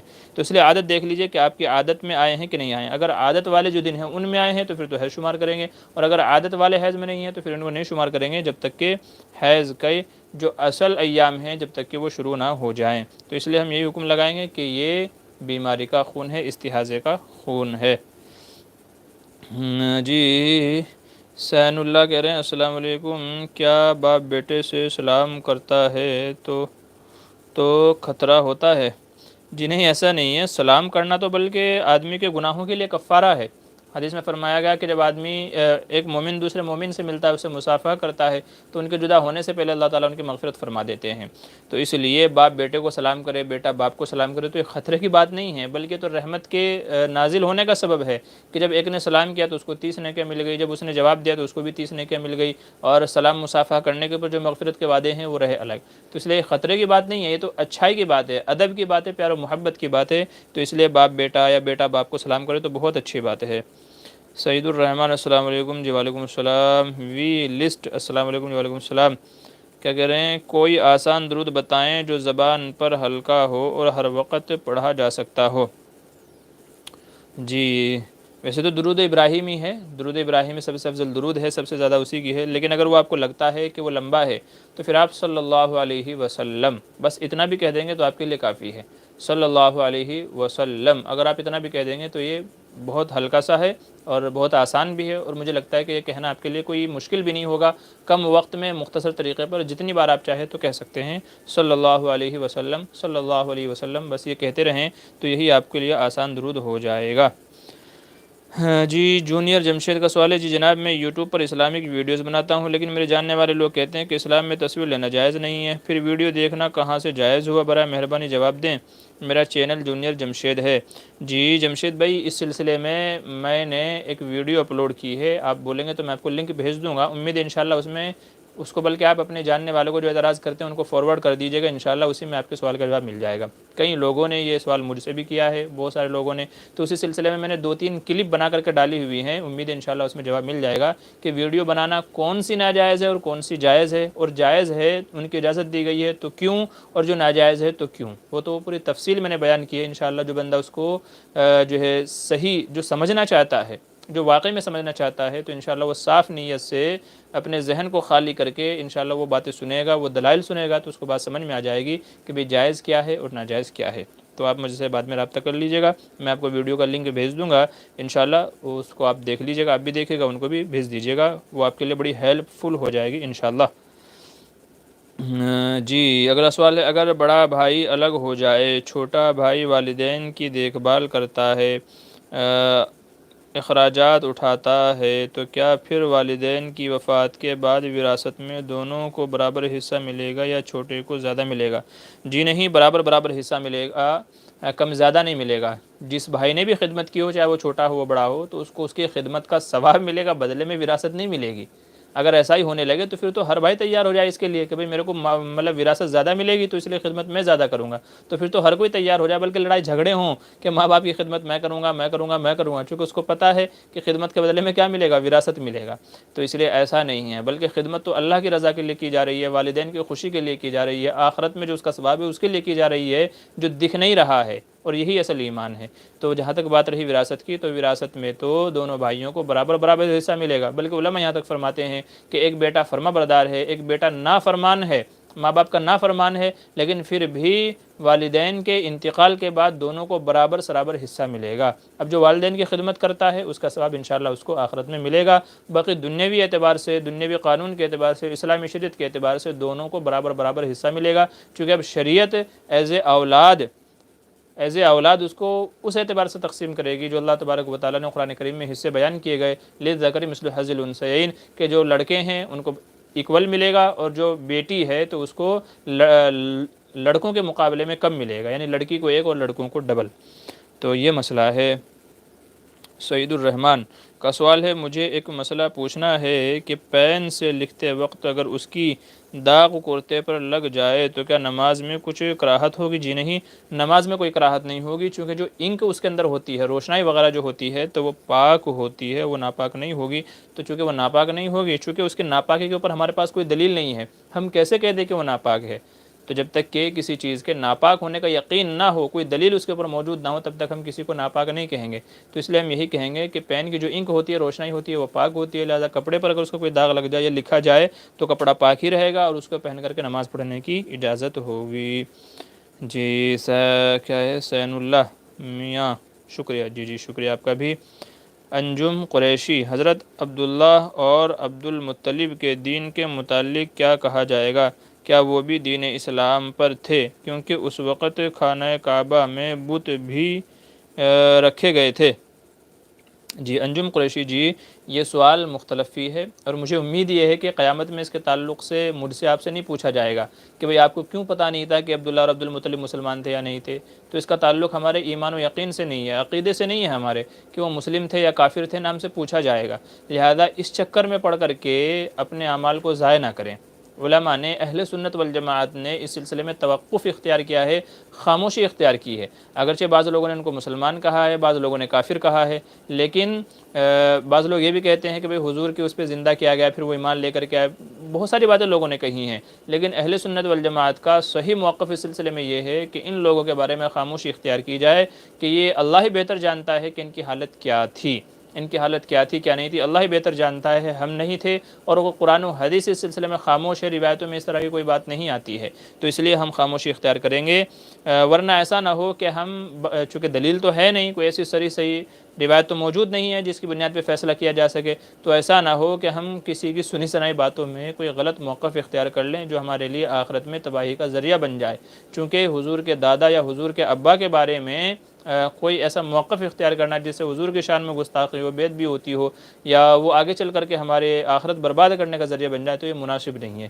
اس لیے اہل سنت والجماعت یہ کہتے ہیں کہ ان کے سلسلے میں خاموشی اختیار کرنی چاہیے۔ مسلمان تھے تو بھی اللہ ہی بہتر جانتا ہے، اور وہی ان کے بارے میں فیصلہ کرے گا، چاہے جنت کا ہو چاہے جہنم کا ہو، اور اگر وہ مسلمان تھے تو بھی اللہ ان کے تعلق سے فیصلہ کرے گا۔ ہمیں کیا پڑی ہے اس کی وجہ سے، نہ ہماری نمازوں میں کوئی کمی کوتاہی ہو رہی ہے، نہ زکوٰۃ میں، نہ روزوں میں، تو ہمارے اعمال میں ان کے جاننے نہ جاننے سے کوئی فرق نہیں پڑ رہا ہے۔ تو اس لیے اس طرح کے سوالات میں نہ پڑیں، نہیں تو یہ چیزیں کبھی کبھی ایمان کے لیے خطرہ بن جاتی ہیں۔ اس لیے علماء اہل سنت والجماعت کہتے ہیں کہ ایسے مسائل میں خاموشی اختیار کرنی چاہیے کہ بھئی ہمیں اس سے کوئی غرض، کوئی واسطہ نہیں ہے۔ یہی صحیح بات ہے اور اسی میں عافیت ہے۔ جی رضوانہ کوثر، آپ کا فون نمبر کیا ہے واٹس ایپ کا؟ جی دیکھ لیجیے گا، ہماری بہت ساری ویڈیو میں ہمارا نمبر لکھا رہتا ہے 8923896749، 8923896749، یہ ہمارا نمبر ہے، بہت ساری ویڈیوز میں ہماری مل جائے گا آپ کو، وہاں سے دیکھ لیجیے گا۔ اچھا سعید الرحمن، حضرت نیٹ ورک مارکیٹنگ جائز ہے نہیں، مطلب کہ چین سسٹم والی مارکیٹنگ؟ دیکھیں چین والی جو یہ مارکیٹنگ رہتا ہے کہ جس میں ایک بندہ دوسرے کو کمپنی سے جوڑتا ہے، وہ دوسرا تیسرے کو جوڑتا ہے، تیسرا چوتھے کو، چوتھا پانچویں کو، تو اس کا مسئلہ اچھے سے سمجھ لیجئے، لوگ اس میں مغالطہ کرتے ہیں۔ اس کا مسئلہ یہ ہے کہ ہم نے جن بندوں کو کمپنی سے جوڑا ہے اور کمپنی ان کا ہمیں کمیشن دیتی ہے تو وہ جائز ہے، چونکہ ان کو کمپنی سے جوڑنے میں ہماری محنت لگی ہے۔ لیکن جس بندے کو ہم نے نہیں جوڑا بلکہ کسی اور نے جوڑا ہے، کسی اور نے اس کے اوپر محنت کی ہے، تو اس کا کمیشن لینا ہمارے لیے جائز نہیں ہے، کیونکہ یہ کمیشن لینا اب ایسے عمل پر ہو جائے گا جو اس نے کیا ہی نہیں۔ تو چین سسٹم کو یہ اچھے سے سمجھ لیجئے کہ جس کو ہم نے کمپنی سے جوڑا ہے تو اس کی اجرت لینا، کمیشن لینا جائز ہے، جس کو ہم نے نہیں جوڑا ہے تو اس کا لینا ہمارے لیے حلال نہیں ہوگا۔ دوسری بات اسی کے ساتھ ساتھ میں یہ بھی سمجھ لیجئے کہ ایسی ہی کمپنی سے دوسرے کو جوڑنے کی اجازت ہوگی کہ جس کمپنی کے پروڈکٹ حلال ہوں۔ جس کمپنی کا پروڈکٹ حلال ہوں، کاروبار حلال ہو، اس میں کسی قسم کا دھوکہ نہ ہو، جھوٹ نہ ہو، کوئی اور اس طرح کی اس میں غلط بات نہ ہو، تو ایسی ہی کمپنی سے جوڑنا چاہیے، نہیں تو غلط کمپنی سے جوڑنے کا گناہ اور وبال پورا آپ کے ذمے ہوگا۔ تو یہ مسئلہ ہے، اچھے سے سمجھ لیجئے چین مارکیٹنگ وغیرہ کا۔ مولانا محتشم سرور پوری کا اگلا سوال ہے، مفتی صاحب اگر نماز کا وقت ہو گیا ہو اور مسجد میں کوئی مقتدی نہیں آیا، امام صاحب اکیلے نماز پڑھ رہے ہیں تو اقامت بھی دینی پڑے گی یا نہیں؟ جی ہاں، اقامت تو دینی پڑے گی، لیکن ایسی صورت میں اگر کوئی مقتدی نہ ہو، امام صاحب کو چاہیے کہ نماز میں تاخیر کر دیں، مقتدی کے آنے کا انتظار کریں، چاہے تو کسی کو فون وغیرہ کر لیں کہ بھئی نماز کا وقت ہو گیا ہے آ جائیں، کیونکہ ہم نے جو نماز کا وقت متعین کیا ہے، جیسے ظہر کی نماز 2 بجے ہوگی، 2:30 بجے ہوگی، 3 بجے ہوگی، تو یہ اس لیے ہے تاکہ سب نمازی وقت مقررہ پر آ جائیں، نہیں تو نماز کا وقت تو 1 بجے سے لے کر کے 5 بجے تک کا ہے، اس بیچ میں آپ کبھی بھی ظہر کی نماز پڑھیں گے تو وہ ادا ہی مانی جائے گی۔ تو یہ کوئی ضروری نہیں ہے کہ جب نماز کا وقت ہو جائے تو فوراً کھڑے ہو جائیں، کوئی آیا ہو یا نہ آیا ہو، تو یہ شکل صحیح نہیں ہے، بلکہ امام صاحب کو چاہیے کہ انتظار کریں۔ اگر آدھا گھنٹہ بھی انتظار کرنا پڑے تو کوئی مسئلہ نہیں ہے، کوئی یہ نہیں ہے کہ جب بس نماز کا وقت 2 بجے رکھا تھا تو 2 ہی بجے ادا کرنی ہے، کوئی آئے یا نہ آئے، ایسا نہیں ہے، بلکہ حضور صلی اللہ علیہ وسلم کے لیے تو آتا ہے روایت میں کہ بعض دفعہ عشاء میں صحابہ بیٹھے بیٹھے سو جاتے تھے، حضور سے کہا جاتا تھا کہ حضور نماز کا وقت جو ہے نا وہ نکلا جا رہا ہے، لوگ سو گئے ہیں، آپ تشریف لائیں نماز کے لیے۔ تو اس لیے اگر مقتدی کوئی نہیں آیا ہے تو انتظار کریں، بھلے ہی آدھا گھنٹہ 1 گھنٹہ بھی بھلے آپ کو انتظار کرنا پڑے، لیکن آپ انتظار کیجئے، یا تو کسی کو فون وغیرہ کر کے بلا لیجئے، اور پھر بہتر ہے کہ جماعت سے نماز پڑھی جائے۔ لیکن اگر ایسا ہوا ہے تو پھر اگر اکیلا بھی پڑھ رہا ہے تو بھی اقامت دے کر کے ہی اس کو نماز پڑھنی چاہیے مسجد کے اندر۔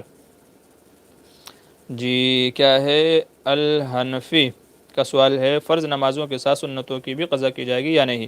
جی اگر وقتیہ نماز کی قضا کی جا رہی ہے، جیسے میری ظہر کی نماز تھی، جماعت سے چھوٹ گئی، اب میں عصر سے پہلے اس کی قضا کر رہا ہوں بعد میں آ کر کے، تو اب میں پہلے فرض پڑھوں گا پھر سنتوں کی بھی قضا کروں گا۔ لیکن اگر وقتیہ نماز نہیں ہے، مثال کے طور پہ ظہر کی نماز چھوٹی تھی، اسے عصر کے بعد مغرب کے بعد پڑھ رہا ہے، یا تو قضائے عمری آدمی ادا کر رہا ہے بعد میں کسی اور وقت میں، کسی دوسرے وقت میں، تو اب صرف فرض اور واجب نمازوں کی قضا کی جائے گی، سنتوں کی قضا نہیں کی جائے گی، چونکہ سنت نوافل کے حکم میں آتی ہیں اور نوافل کی قضا نہیں ہے۔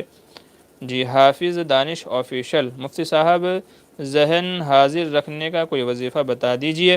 جی سنقرئک فلا تنسیٰ، سنقرئک فلا تنسیٰ، یہ اس کے اوپر مستقل ہماری ایک ویڈیو ہے، میموری انکریز کرنے کا وظیفہ، قوت حافظہ، قوت یادداشت بڑھانے کا وظیفہ آپ وہاں دیکھ لیجئے گا، اور اس دعا کا ساتھ میں اہتمام کرتے رہیے گا، سنقرئک فلا تنسیٰ، کوشش کیجئے ہر نماز کے بعد 11 مرتبہ اس کو پڑھ لیں، فرض نماز کے بعد 11 مرتبہ اس کو پڑھنے کا معمول بنا لیں، انشاءاللہ قوت حافظہ آپ کا تیز ہو جائے گا۔ میرا تو آزمایا ہوا ہے ماشاءاللہ، میں اس کو کئی سالوں سے، 10 سالوں سے میرا معمول ہے، پڑھائی کے زمانے سے میں اس کو پڑھتا رہتا ہوں، الحمدللہ اللہ کا احسان ہے۔ جی اگلا سوال ہے، اگر وضو بناتے وقت پانی سپلائی بند ہو جائے اور قریب میں پانی کا انتظام نہ ہو تو کیا کریں؟ تو ایسی صورت میں اگر وضو کے لیے کہیں سے پانی دستیاب نہیں ہے تو پھر تیمم کر لیا جائے۔ اگر پانی دستیاب نہیں ہے اور دور دور تک پانی دستیاب نہیں ہے، دور دور تک، جس کو علماء نے 2 کلومیٹر لکھا ہے، بعض علماء نے کہ 2 کلومیٹر کی دوری تک پانی نہیں ہے، نہیں تو اگر ایسا ہے کہ آدمی گھر جا کر کے وضو کر سکتا ہے تو گھر جا کر کے وضو کر کے آ جائے، کہیں محلے پڑوس میں کسی دوسری اس میں اگر وضو کا انتظام ہے تو وہاں جا کر کے وضو کر کے آ جائے، لیکن اگر دور دور تک پانی نہیں ہے تو پھر ایسی صورت میں تیمم کی اجازت ہوگی، چونکہ جب پانی نہ ہو، قرآن کریم میں کہا گیا کہ جب پانی نہ ہو تو پھر اس کی جگہ تیمم کر لیا جائے، لیکن تیمم کب کیا جائے یہ میں نے بتا دیا، اس کو اچھے سمجھ لیجئے۔ ایسا نہیں ہے کہ میں گھر پہ جا کے وضو کر کے آ سکتا تھا مگر میں نے یہاں کر کے تیمم سے نماز پڑھنا شروع کر دی، نہیں، گھر جائیے آپ اور بعد میں آ کر کے وضو کر کے آئیے گا، پھر نماز پڑھیے گا۔ جی اچھا، آگے کنال بھائی کیا کہہ رہے ہیں؟ جی اور ایک سوال، کوئی ہندو 5 ٹائم نماز پڑھ سکتا ہے؟ اور کیا کہہ رہے ہیں، اللہ تعالیٰ بھی ایکسیپٹ کرتے ہیں کیا نہیں؟ دیکھیے اگر آپ سچی نیت سے اللہ کو اللہ مان کر کے کہ وہی پوری کائنات کا بنانے والا ہے، دنیا کا بنانے والا ہے، ہم کو بنانے والا ہے، اگر آپ یہ نیت رکھ کر کے اور اللہ تعالیٰ کو خوش کرنے کے لیے اگر آپ یہ عمل کرتے ہیں تو امید انشاءاللہ خوش ہوگا۔ باقی میری آپ کو دعوت ہے اور میں آپ سے یہ کہتا ہوں کہ آپ اسلام کے اندر آ جائیے، اسلام قبول کر لیجئے، انشاءاللہ آپ کو وہ فائدے حاصل ہوں گے، وہ تمام برکتیں آپ کو حاصل ہوگی کہ جن کا آپ کو اندازہ نہیں ہے۔ تو جب آپ نماز پڑھنا ہی چاہتے ہیں اور اللہ کے ذات پر آپ کو یقین بھی ہے اور آپ یہ بھی مانتے ہیں کہ دینے والی، کرنے والی، سب چیزوں کی مالک اور خالق اللہ تعالیٰ ہیں، تو پھر آپ اسلام قبول کر لیجئے۔ تو انشاءاللہ آپ کی جو بھی یہ عبادتیں آپ کریں گے، انشاءاللہ آپ کو اس کا بھی ثواب ملے گا، اس سے پہلے جو آپ کے گناہ ہوں گے وہ بھی سب معاف ہو جائیں گے، اور آگے آپ کی جو لائف ہے اس میں انشاءاللہ آپ کو وہ فائدے حاصل ہوں گے کہ جو آپ نے سوچا بھی نہیں ہوگا۔ اور سب سے بڑا جو فائدہ ہے وہ ہے جنت کا، اور اس سے بڑا فائدہ ہے اللہ کی رضا و خوشنودی کا، کیونکہ اسلام یہ کہتا ہے کہ تمام انسانوں کی کامیابی صرف اللہ کو ایک ماننے میں ہے۔ اللہ کو ایک مان لیں گے، اس کے اوپر ایمان لے آئیں گے، اچھے عمل کر لیں گے، تو اس میں یہ دنیا میں بھی کامیابی ہے اور آخرت کے اندر بھی کامیابی ہے۔ تو اس لیے آپ ایمان لے کر کے آ جائیں، آپ مسلمان ہو جائیں، تو انشاءاللہ یہ تمام آپ جو کرنا چاہ رہے ہیں یہ بھی آپ کی سب اللہ کے یہاں قابل قبول ہوں گی، اور آپ کی جو بھی پریشانیاں ہیں اللہ تعالیٰ بے شک دور فرمائے گا۔ جی، تو یہ میری آپ کو دعوت ہے، اللہ تعالیٰ آپ کو سمجھ عطا فرمائے، آپ کو سمجھ دے اور آپ کے دل کو نرم فرمائے، اور صحیح بات آپ کو ایکسیپٹ کرنے کی وہ فرمائے۔ باقی آپ اپنے مذہب پر رہتے ہوئے اگر یہ چیزیں کرتی ہیں تو امید انشاءاللہ کہ کچھ نہ کچھ اللہ تعالیٰ آپ کو ضرور دے گا۔ اب وہ کیا ہے اللہ ہی بہتر جانتا ہے۔ اگر آپ اپنے مذہب پر رہتے ہوئے یہ سب چیزیں کرتے ہیں تو چونکہ یہ اچھی چیزیں ہیں اور اللہ تعالیٰ اچھے عمل کو ضائع نہیں کرتا، جو بھی بندہ کرتا ہے اچھا عمل جو بھی کرتا ہے تو اللہ تعالیٰ اس کو دیتا ہے، کسی کو دنیا میں دیتا ہے، کسی کو آخرت میں دیتا ہے۔ تو اگر آپ اپنے مذہب پر رہتے ہوئے یہ اچھے عمل کرتے ہیں تو انشاءاللہ اللہ تعالیٰ اس کا بھی کچھ نہ کچھ آپ کو ضرور دے گا۔ جی، اگلا سوال ہے حسین اللہ کا، جب بچے پیدا ہوئے تھے تو ہم نے ان کو ٹکلا نہیں کروائی اور بچے بڑے ہو گئے، میں کنچی سے کاٹی رہی، اب بچے بڑے ہو گئے تو کیا ان کا بال پاک ہے یا ناپاک؟ دیکھیں ایسا نہیں ہے کہ بچہ جب پیدا ہوتا ہے تو اس کے بال ناپاک ہوتے ہیں، ایسا نہیں ہے، یہ لوگوں میں پھیلی ہوئی غلط باتیں ہیں جن کا اسلام سے کوئی تعلق نہیں ہے۔ کیونکہ بچے کے جو پیدائش کے بعد لوگ یہ سمجھتے ہیں کہ وہ ناپاک ہیں، نہیں کاٹے تو بال ناپاک رہیں گے، ایسا نہیں ہے، بلکہ وہ بال بھی پاک ہیں۔ جب بچے کو نہلا دیا گیا، دھلا دیا گیا، جو گندگی تھی صاف کر دی گئی تو اس کا پورا بدن پاک ہو گیا، تو اس کا پورا بدن پاک ہو گیا۔ لوگوں میں پتہ نہیں یہ فالتو کی باتیں کہاں سے آ جاتی ہیں کہ بچہ پیدا ہوتا ہے تو اس کے بال ناپاک ہوتے ہیں، تو پھر بال ہی کیوں؟ پھر تو اس کے ناخن بھی ناپاک ہونے چاہیے، اور پھر تو اس کے ہاتھ بھی ناپاک ہونے، جب ناپاک ہی ہونے ہیں تو پھر ساری چیزیں ناپاک ہونی چاہیے، صرف بال ہی کیوں؟ تو اس لیے یہ فالتو کی باتیں ہیں، ایسا کچھ نہیں ہے۔ اگر بال نہیں کاٹے تھے تو کوئی بات نہیں ہے، اس کے بال پاک ہی ہیں، جب پیدا ہوا تب بھی پاک ہی تھے اور ابھی بھی پاک ہی ہیں، لہٰذا اس کا مطلب یہ نہیں ہے کہ اب اس کو آپ ٹکلا کر دیں کہ وہ اب اس کا کفارہ ہو جائے، ایسا نہیں ہے۔ تو بچہ جب پیدا ہوتا ہے تو اس کے بال پاک ہی ہوتے ہیں۔ جی، محمد انس کہہ رہے ہیں السلام علیکم مفتی صاحب دامت برکاتہ، میری ایک زمین فروخت کے لیے ہے مگر اس کا خریدار کے پاس رقم موجود نہیں ہے، اس کی خریداری کے لیے بینک سے لون لے کر خریدنا چاہتا ہے تو کیا اس کو فروخت کر سکتا ہوں؟ دیکھیے جو کوئی بینک سے لون لے گا تو اس کو لون لینے کا گناہ اس کے ذمے ہے، اس نے لون لیا، سودی معاملہ کیا، سودی قرضہ کیا تو اس کا گناہ اس کے ذمے ہے۔ رہ گئی بات آپ کی، آپ سے کوئی خریدنا چاہتا ہے تو آپ خرید و فروخت کا معاملہ کر سکتے ہیں، چونکہ آپ اس میں ملوث نہیں ہیں، آپ کا تعلق نہیں ہے سود سے، بلکہ آپ تو ایز اے خریدار، ایز اے تاجر کہہ لیجئے، تجارت کہہ لیجئے، اس سے معاملہ کر رہے ہیں، لہٰذا اس کا گناہ آپ کے ذمہ نہیں ہوگا، تو آپ تو خرید و فروخت کر سکتے ہیں۔ باقی جس نے وہ عمل کیا ہے تو وہ خود اس کا ذمہ دار ہوگا، گنہگار ہوگا۔ جی، وی لسٹ نوکری کے لیے کوئی وظیفہ بتا دیجئے۔ جی، اچھی نوکری کے لیے، جاب کے لیے بھی وظیفہ ہم نے اپنے اس پہ اپلوڈ کیا ہوا ہے، تو آپ وہاں پلے لسٹ میں جا کر کے دیکھ لیجئے گا، وظائف والی جو پلے لسٹ ہے تو اس میں آپ جا کر کے دیکھ لیجئے گا، انشاءاللہ وہاں آپ کو مل جائے گا۔ باقی آپ دو عمل کر لیجئے ساتھ میں، جو لوگ جاب کے اعتبار سے پریشان ہیں، چونکہ لاک ڈاؤن میں اچھے لوگوں کی جاب چلی گئی ہے، تو ایسے حضرات کے جو جاب کی وجہ سے پریشان ہیں تو ان کے لیے دو باتیں میں عرض کر رہا ہوں، ان دو باتوں پر آپ عمل کر لیجئے گا، انشاءاللہ اللہ تبارک و تعالیٰ اپنے غیب کے خزانوں سے آپ کی روزی کا اور آپ کی نوکری وغیرہ کا انتظام فرمائے گا۔ مطلب یہ اللہ آپ کو روزی دے گا، چاہے جیسے بھی دو، حلال ذریعے سے۔ پہلی چیز تو ہے لإیلاف قریش، یہ تجربے والی چیزیں بتا رہا ہوں، جن کا تجربہ ہے، لوگوں کو بتائی ہیں تو ان کو فائدہ ہوا ہے۔ تو لإیلاف قریش، اس صورت کو روزانہ 100 مرتبہ پڑھنے کا معمول بنا لیجئے، اور جب تک پڑھتے رہیے جب تک کہ اللہ تعالیٰ آپ کا کوئی انتظام نہیں فرما دیتا۔ تو لإیلاف قریش اس کو پڑھ لیجئے، اور دوسرا یہ کیجیے گا کہ روزانہ سورہ یاسین شریف پڑھیے، اور سورہ یاسین میں 7 جگہوں پر مبین آیا ہے، مبین، لفظ مبین 7 جگہ آیا ہے، تو جب بھی آپ لفظ مبین پر پہنچیں تو اپنے ذہن میں اس مقصد کو لے کر کے آئیں کہ جس مقصد سے آپ یہ پڑھ رہے ہیں۔ تو جب بھی آپ لفظ مبین پر پہنچیں تو ذہن میں سوچیں کہ میں نوکری کے لیے یہ عمل کر رہا ہوں، میں جاب کے لیے یہ عمل کر رہا ہوں، اتنا سوچ کر کے 2 سیکنڈ کے لیے رکیں، اتنا سوچیں، پھر آگے بڑھیں۔ پھر جب اگلا مبین آئے تو وہاں پر رکیں، ایسے ہی سوچیں، پھر آگے بڑھیں۔ تو 7 جگہ لفظ مبین آیا ہے، تو 7 جگہ آپ کو اپنے ذہن کے اندر یہ تصور جمانا ہے، یہ خیال کرنا ہے کہ میں جو وظیفہ کر رہا ہوں، میں یہ عمل جو پڑھ رہا ہوں، سورہ یاسین جو پڑھ رہا ہوں، وہ میں اس نوکری کے لیے پڑھ رہا ہوں۔ تو یہ روزانہ آپ 2 عمل کر لیجئے، ایک تو سورہ قریش کا 100 مرتبہ، اور ایک جو ہے یہ سورہ یاسین کا صرف 1 مرتبہ۔ دن میں آپ کسی بھی وقت پڑھ سکتے ہیں، بہتر ہے کہ صبح کے وقت پڑھا جائے فجر کی نماز کے بعد، نہیں تو دن میں کسی بھی وقت پڑھ لیں، انشاءاللہ یہ معمول جو ہے اپنائیں۔ اس کے ذریعے سے آپ کی جو بھی مشکلیں ہوں گی، جو بھی پریشانیاں ہوں گی، اللہ تبارک و تعالیٰ سب کو حل فرما دے گا انشاءاللہ۔ جی انجم قریشی کا اگلا سوال ہے، نماز کی دوسری رکعت کو پہلی رکعت سے طویل کرنا مکروہ ہے، تو یہ مسئلہ صرف مردوں کے لیے ہے یا عورتیں کے لیے بھی ہے؟ دیکھیے جو یہ کراہت ہے تو یہ کراہت تنزیہی ہے، یہ ایسی کراہت نہیں ہے کہ جس سے نماز کے اوپر کوئی خرابی آئے یا نماز لوٹانی پڑے، تو یہ کراہت تنزیہی ہے، یعنی پسندیدہ نہیں ہے، بہتر نہیں ہے، بس یوں کہیں گے بہتر نہیں ہے، اس کے لیے سب سے مناسب لفظ ہے۔ اور یہ حکم مردوں کے لیے بھی ہے تو ایسے ہی عورتوں کے لیے بھی ہے، تو مردوں کے لیے عورتوں کے لیے برابر حکم ہے کہ بہتر ہے کہ پہلی رکعت لمبی کی جائے، دوسری اسے چھوٹی کی جائے، تو اس کا کوئی اگر الٹا کر لیتا ہے تو بہتر نہیں ہے۔ اچھا ہو گیا ہے جی فرحان مبین، السلام علیکم ورحمۃ اللہ وبرکاتہ، کیا 1 مہینے کا حمل گرانا یہ مکمل بچے کے قتل کرنے کی طرح گناہ ہوگا؟ جی دیکھیں حمل گرانا تو ظاہر سی بات ہے کہ یہ اللہ تبارک و تعالیٰ آپ کو اپنی جو نعمت دینا چاہتا ہے آپ اس کو لینے سے انکار کر رہے ہیں۔ پھر ہم نے لوگ ایسے بھی دیکھے کہ وہ اولاد کے لیے تڑپتے رہ جاتے ہیں، اللہ تعالیٰ بچہ نہیں دیتا، اولاد نہیں دیتا، چونکہ جب وہ دے رہا تھا تو آپ نے نہیں لی ہے۔ تو اس لیے حمل چاہے 1 دن کا ہو، چاہے 10 دن کا ہو، چاہے 2 مہینے کا ہو، تو اس کو گرانے کی اجازت نہیں ہے نارمل حالات میں۔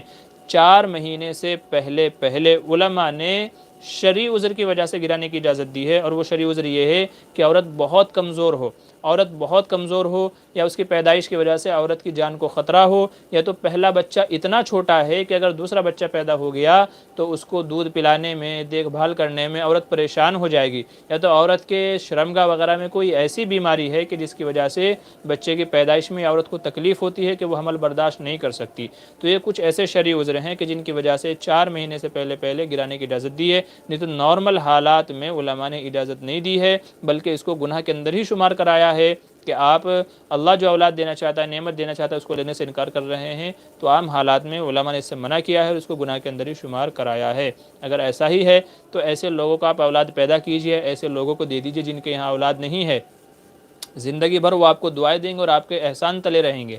آپ اولاد پیدا کیجئے، اللہ آپ کو دے رہا ہے، لے لیجئے، اور ایسے لوگوں کو دے دیجئے جسے کہتے ہیں نا کہ منہ بولا بیٹا بنا دیجئے، ایسے لوگوں کو دے دیجئے جو اس نعمت سے محروم ہیں، پھر دیکھیں آپ کو کتنی دعائیں دیں گے، تو آپ بھی اس گناہ سے بچ جائیں گے، اور کسی دوسرے جوڑے کی، شادی شدہ مرد عورت کی زندگی بھی کے لیے کامیاب ہو جائے گا، ان کو ایک مقصد مل جائے گا۔ تو اس سے بہتر یہ صورت ہے پیدا کریں اور کسی ایسے بندے کو دے دیں۔ آپ کے رشتہ داروں میں، پڑوسیوں میں، محلے رشتہ داروں میں آپ کو ایسے بے شمار لوگ مل جائیں گے جو اولاد کی نعمت سے محروم ہیں، تو یہ آپ صدقہ جاریہ کیجئے انشاءاللہ، یہ زیادہ بہتر ہے۔ جی ندیم اقبال کا سوال ہے، کسی شخص کو منتھلی پیسے دے کر قرآن کی تلاوت کروانا اور مرحومین کو ایصال ثواب کرانا درست عمل ہے کیا؟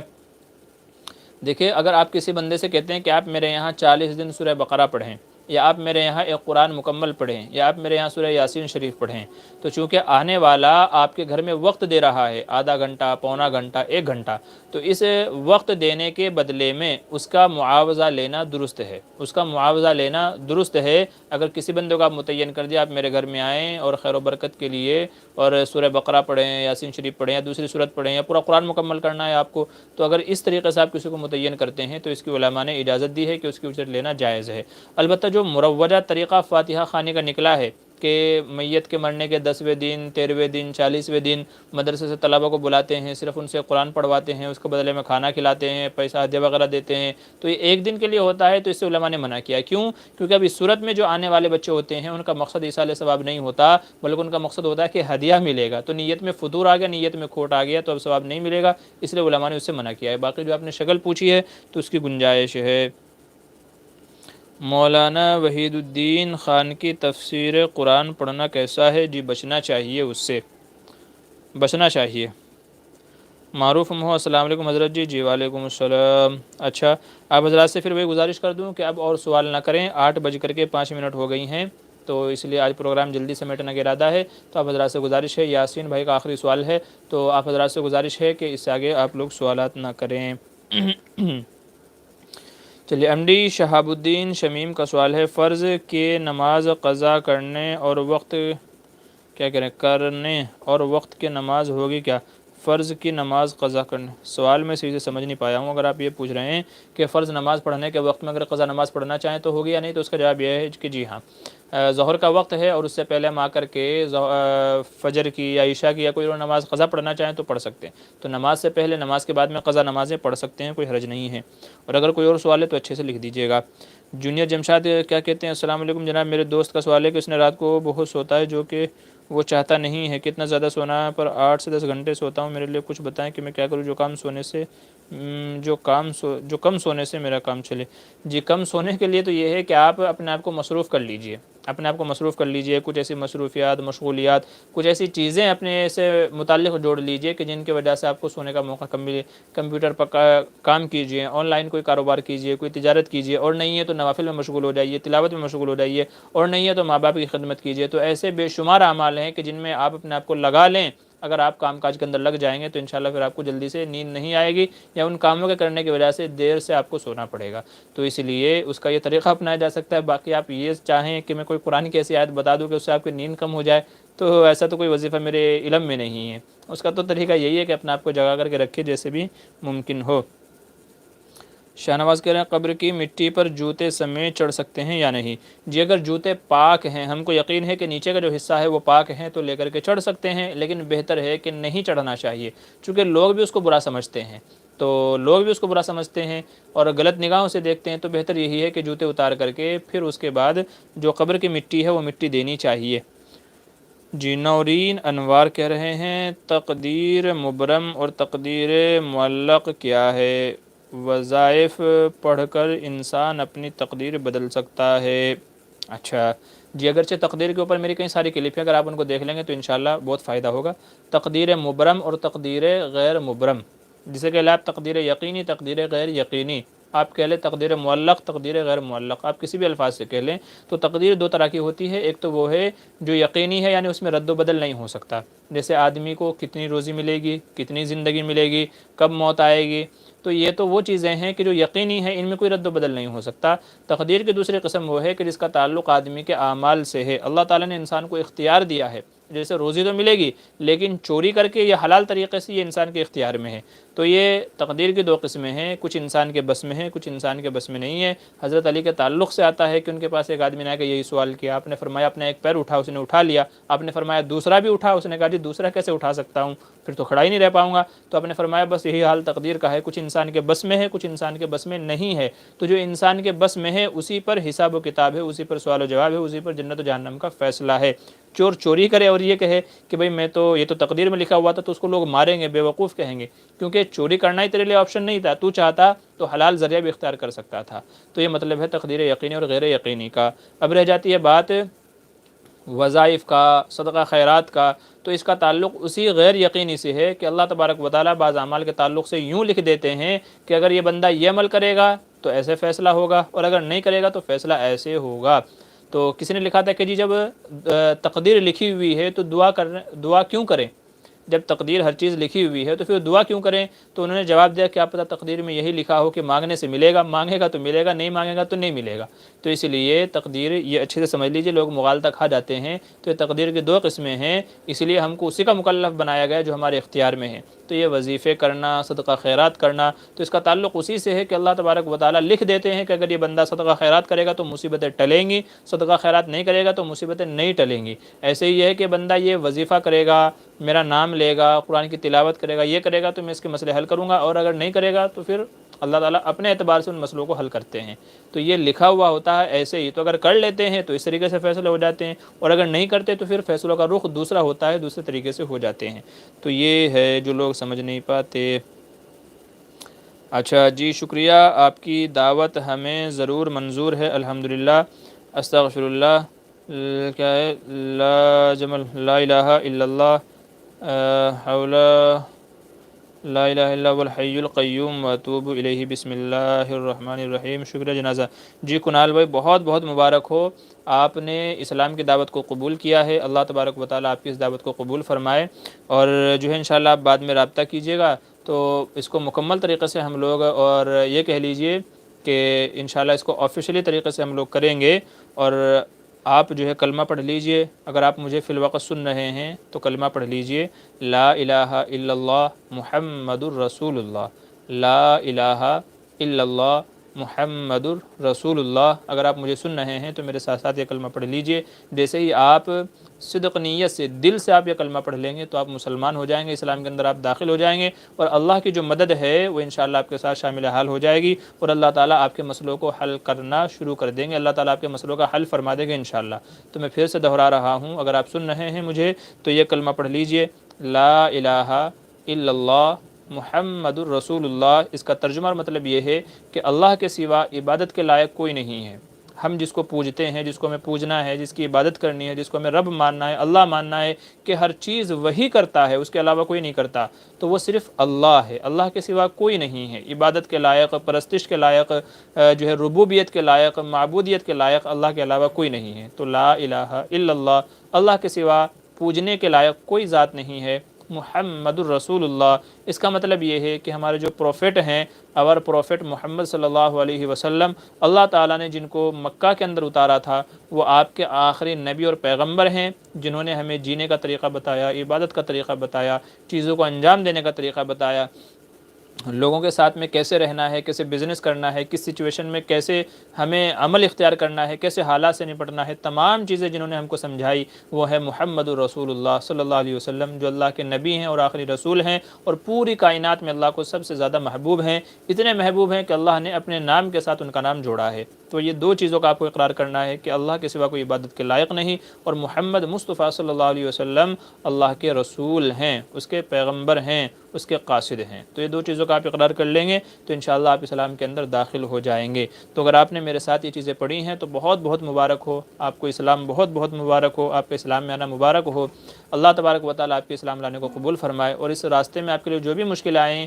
تو امید ہے کہ دعا کرتے ہیں کہ اللہ کسی مشکل سے آپ کو دوچار نہ کرے، لیکن اگر آئیں تو اللہ تبارک و تعالیٰ ان کو دور فرمائے۔ آپ سے گزارش ہے کہ آپ ثابت قدم رہیں، مجھ سے انشاءاللہ رابطے میں رہیں، اس تعلق سے جو بھی آپ کا مسئلہ ہوگا، جو بھی چیزیں ہوں گی انشاءاللہ ہم مل کر کے سب چیزوں کو سولو کریں گے، سب کو حل کریں گے انشاءاللہ۔ اور اس وقت جو لوگ ہمیں دیکھ رہے ہیں یا بعد میں دیکھیں گے تو آپ سبھی سے گزارش ہے کہ ہمارے کنال بھائی جن کا نام ہے، ان کے حق میں دعا کریں، اللہ تعالیٰ ان کو ایمان پر ثابت قدم رکھے، ان کی فیملی کے بارے میں، خاص کر ان کی بہن کے بارے میں، ان کے دوسرے گھر والوں کے بارے میں دعا کریں کہ ان کی جو بھی مشکلیں ہیں، جو بھی پریشانیاں ہیں، بیماریاں ہیں، اللہ تبارک و تعالیٰ سب مشکلات کو ختم فرمائے، اور ان کا اسلام کے اندر آنا، ایمان کے اندر آنا اللہ تبارک و تعالیٰ ان کے لیے نجات کا اور برکت کا ذریعہ بنائے، آمین ثم آمین۔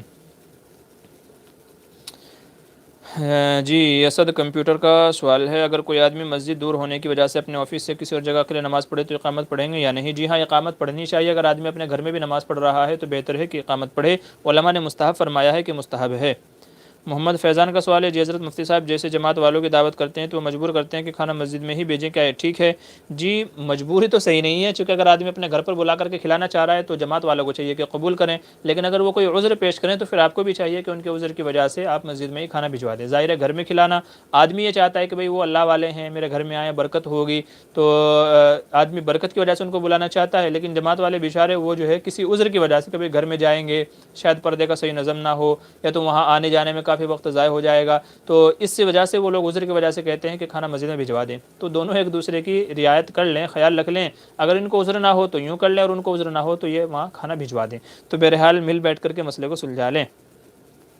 جی اسد کمپیوٹر بھائی کا سوال ہے، شیر خوار بچے کا پیشاب پاک ہوتا ہے، یہ صحیح ہے کیا؟ جی نہیں، ایسا نہیں ہے۔ شیر خوار بچہ یعنی دودھ پیتا بچہ، تو اس کا بھی پیشاب ایسے ہی ناپاک ہے جیسے بڑے آدمی کا پیشاب ناپاک ہے، بلکہ حدیث کے اندر نبی کریم صلی اللہ علیہ وسلم نے جہاں بچی کے پیشاب کو پاک کرنے کا طریقہ بتایا تو فرمایا کہ اس کو تو اور زیادہ دھونا چاہیے، اور سختی کے ساتھ، تاکید کے ساتھ، احتیاط کے ساتھ زیادہ دھونا چاہیے۔ تو اگر پیشاب پاک ہوتا تو حضور یہ جو ہے فیصلہ نہیں فرماتے، یہ حکم نہیں فرماتے۔ تو بچہ ہو یا بچی ہو، دودھ پینے والا ہو یا بڑا ہو، تو سب کا پیشاب ایسے ہی ناپاک ہے جیسے بڑے آدمی کا ناپاک ہوتا ہے، پاک ہونے کے لیے اس کو دھلنا ضروری ہے۔ اگلا سوال ہے، اگر کوئی شخص راستے کے درمیان آنے والے کسی جانور کا ایکسیڈنٹ کر دیتا ہے اور وہ مر گیا تو اس کا کیا کفارہ ہوگا؟ دیکھیں اگر غلطی سے مرا ہے، اگر غلطی سے مرا ہے، ظاہر سی بات ہے جان بوجھ کے تو کوئی نہیں مارتا، کیونکہ جانور کو ٹکر مارے گا تو اپنا بھی نقصان ہے، یہ بھی گرے گا، ایکسیڈنٹ ہوگا، جانی بھی نقصان ہوگا، مالی بھی نقصان ہوگا۔ تو اگر غلطی سے ہو جائے اور غلطی سے ہی ہوتا ہے تو اللہ تبارک و تعالیٰ سے توبہ استغفار کرے، توبہ استغفار اس کے لیے کافی ہے، بس توبہ استغفار کرتا رہے اللہ تبارک و تعالیٰ سے کہ جو غلطی ہو گئی اللہ اس کو معاف فرمائے۔ جی یاسین بھائی کا سوال ہے، میں نے کہا تھا یہ آخری سوال ہونا چاہیے، اور لوگوں نے اور بہت سارے سوال پوچھ لیے ہیں۔ جی مفتی صاحب کیا ہونٹ کے نیچے کے بال کاٹ سکتے ہیں؟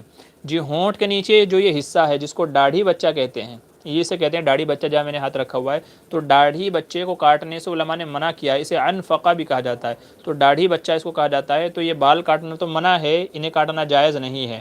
ہاں البتہ یہ جو سائیڈ کے جو یہ بال ہیں، یہ اتنے حصے کے جو بال ہیں اور یہاں پر اتنے حصے کے یہ بال ہیں، تو ان کو کاٹنے کی اجازت ہے۔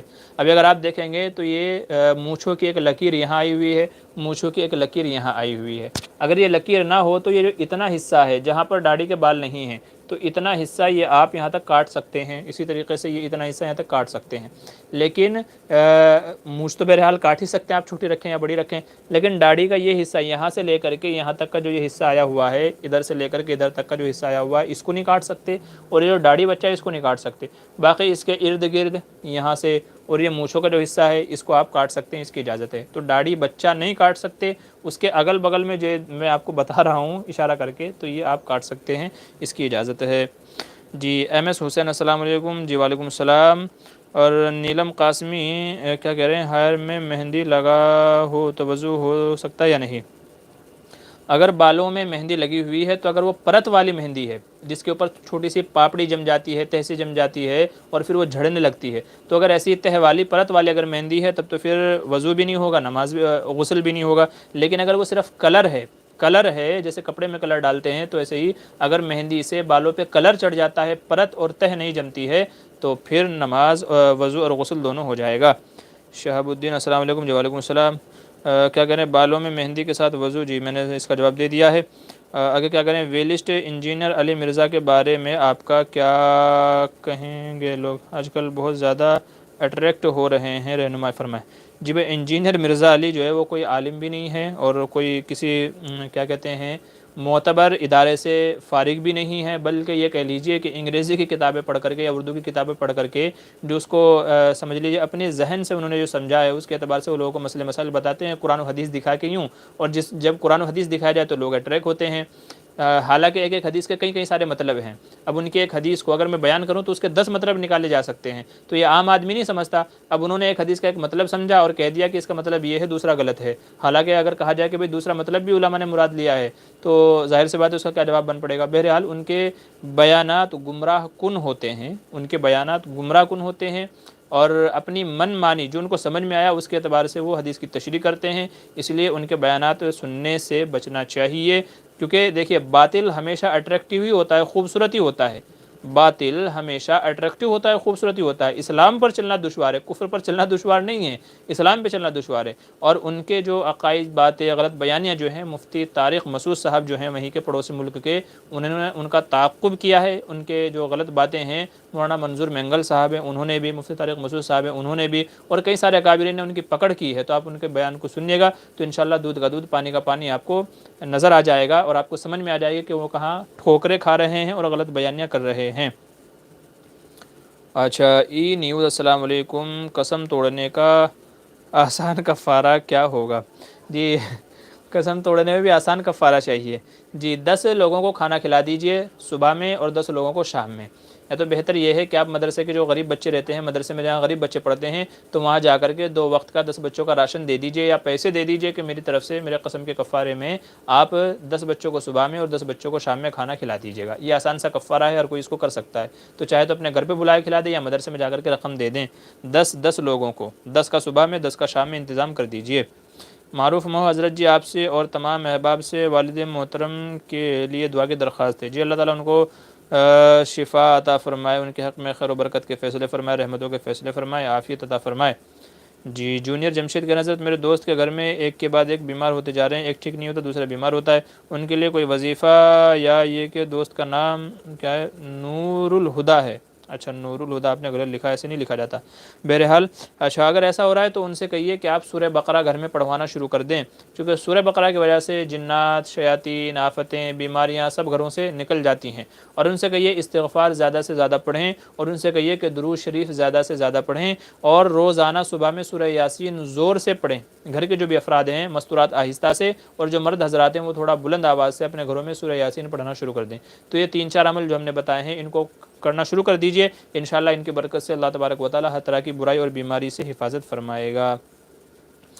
ایم حسین سجدہ سہو کرنا تھا لیکن آخری رکعت کی اتحیات کے بعد درود شروع کر دیا، اب سلام پھیر سکوں کرے یا درود دعا پڑھ کے سلام پھیر دے؟ جی دیکھیں جو ہم لوگ سجدہ سہو کرتے ہیں اس میں دونوں اختیار ہیں، اگر آدمی چاہے تو اتحیات کے فوراً بعد سلام پھیر دے سجدہ سہو کا، اور یا تو اگر کسی نے پورا درود شریف پڑھ لیا، دعائے معصورہ وغیرہ بھی پڑھ لی ہے تو پھر اس کے بعد سجدہ سہو کا سلام پھیر دے، تو دونوں طریقے سے جائز ہے، دونوں طریقے سے نماز ہو جائے گی۔ تو یہ مسئلہ بھی یاد رکھ لیجئے۔ کیا کہہ رہے ہیں کیا امامہ جمال السلام علیکم۔ جی وعلیکم السلام۔ انصاری واحد صفدر کا کیا مطلب ہے؟ جی صفدر کا مطلب پتہ نہیں، میرے ذہن میں نہیں ہے، انشاءاللہ بعد میں آپ کو دیکھ کے بتا دوں گا۔ اچھا جی امامہ جمال السلام علیکم حضرت، کیا لیڈیز بالوں میں جوڑا باندھ کر نماز پڑھ سکتی ہیں یا نہیں؟ جی ویسے تو بالوں کا جوڑا اصل میں دیکھیے، بالوں کا جوڑا باندھنے کے تعلق سے ایک بات یاد رکھ لیجئے، بالوں کا جوڑا کئی جگہ باندھا جاتا ہے، ایک تو وہ ہے جو یہاں باندھا جاتا ہے ایسے اوپر کی سائڈ، تو اس سے حدیث میں منع کیا گیا ہے، اوپر کی سائڈ جو بالوں کا جوڑا باندھا جا رہا ہے اس سے منع کیا ہے، اور ایک بالوں کا جوڑا یہاں گدی پر باندھا جاتا ہے، سر اور گدی کے بیچ میں، تو اس کی اجازت ہے، ازواج مطہرات سے اس کا باندھنا ثابت ہے۔ نبی کریم صلی اللہ علیہ وسلم نے اس لیے عورتوں سے فرمایا کہ جب وہ غسل فرمائیں، غسل کریں تو اپنے بالوں کا جوڑا کھولنے کی اجازت نہیں ہے، تو اگر بالوں کا اجازت کہوں کہ ضروری نہیں ہے، تو جب عورتیں اگر انہوں نے بالوں کا جوڑا باندھ رکھا ہو تو جب وہ غسل کریں تو بالوں کا جوڑا کھولنا ضروری نہیں ہے، تو اس کا مطلب یہی ہے کہ بالوں کا جوڑا باندھنے کی اجازت ہے۔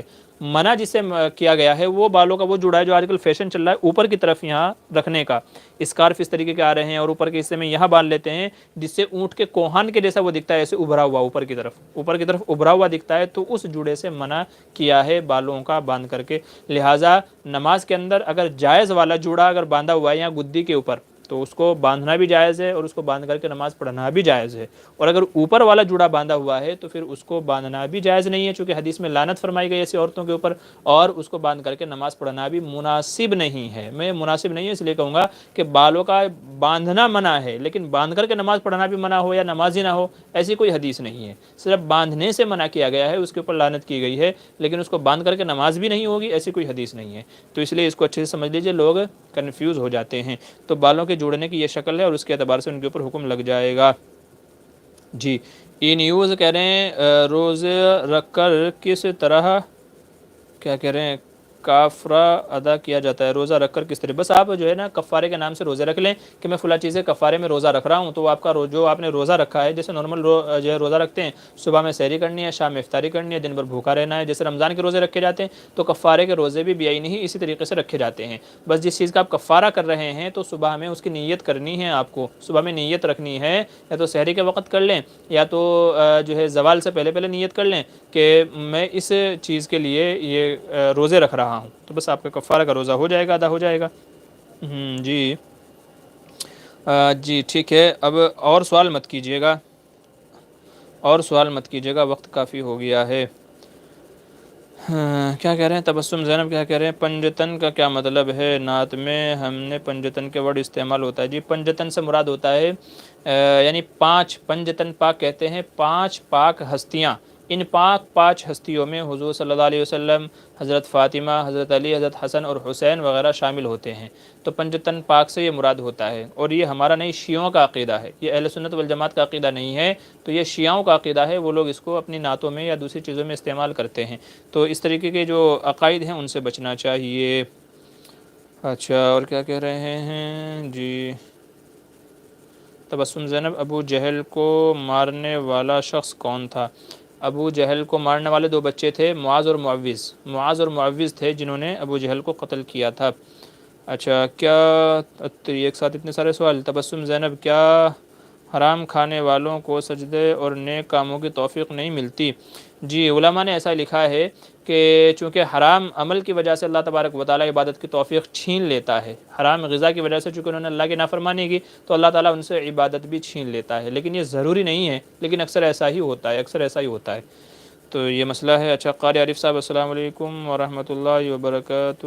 مفتی صاحب جی خیریت سے؟ جی اللہ کا احسان ہے، اللہ کا کرم ہے۔ تعلیم خان حضرت، نماز میں سجدہ سہو کس کمی پر لاگو ہوتا ہے؟ جی آپ نے کوئی واجب چھوڑ دیا یا کوئی فرض چھوڑ دیا پھر اس کو ادا کر لیا، یا تو کوئی فرض آگے پیچھے ہو گیا یا تو کوئی واجب آگے پیچھے ہو گیا ہے تو اس کی وجہ سے سجدہ سہو لازم ہوتا ہے، کسی واجب کے چھوڑنے پر یا کسی فرض کے آگے پیچھے کرنے پر، یا فرض چھوڑ دیا تھا پھر دوبارہ ادا کر لیا تو اس کی وجہ سے۔ تو واجبات نماز ڈھونڈ لیجئے اور فرائض جو نماز کے ہیں ان کو دیکھ لیجئے، اور آگے پیچھے ہو جائیں چھوٹ جائیں تو اس سے آپ کو مسئلہ سمجھ میں آ جائے گا۔ اچھا انصاری واحد، ڈاکٹر ذاکر نائک کے بارے میں آپ کا کیا خیال ہے؟ پھر کسی اور مجلس میں سے انشاءاللہ اس تعلق سے۔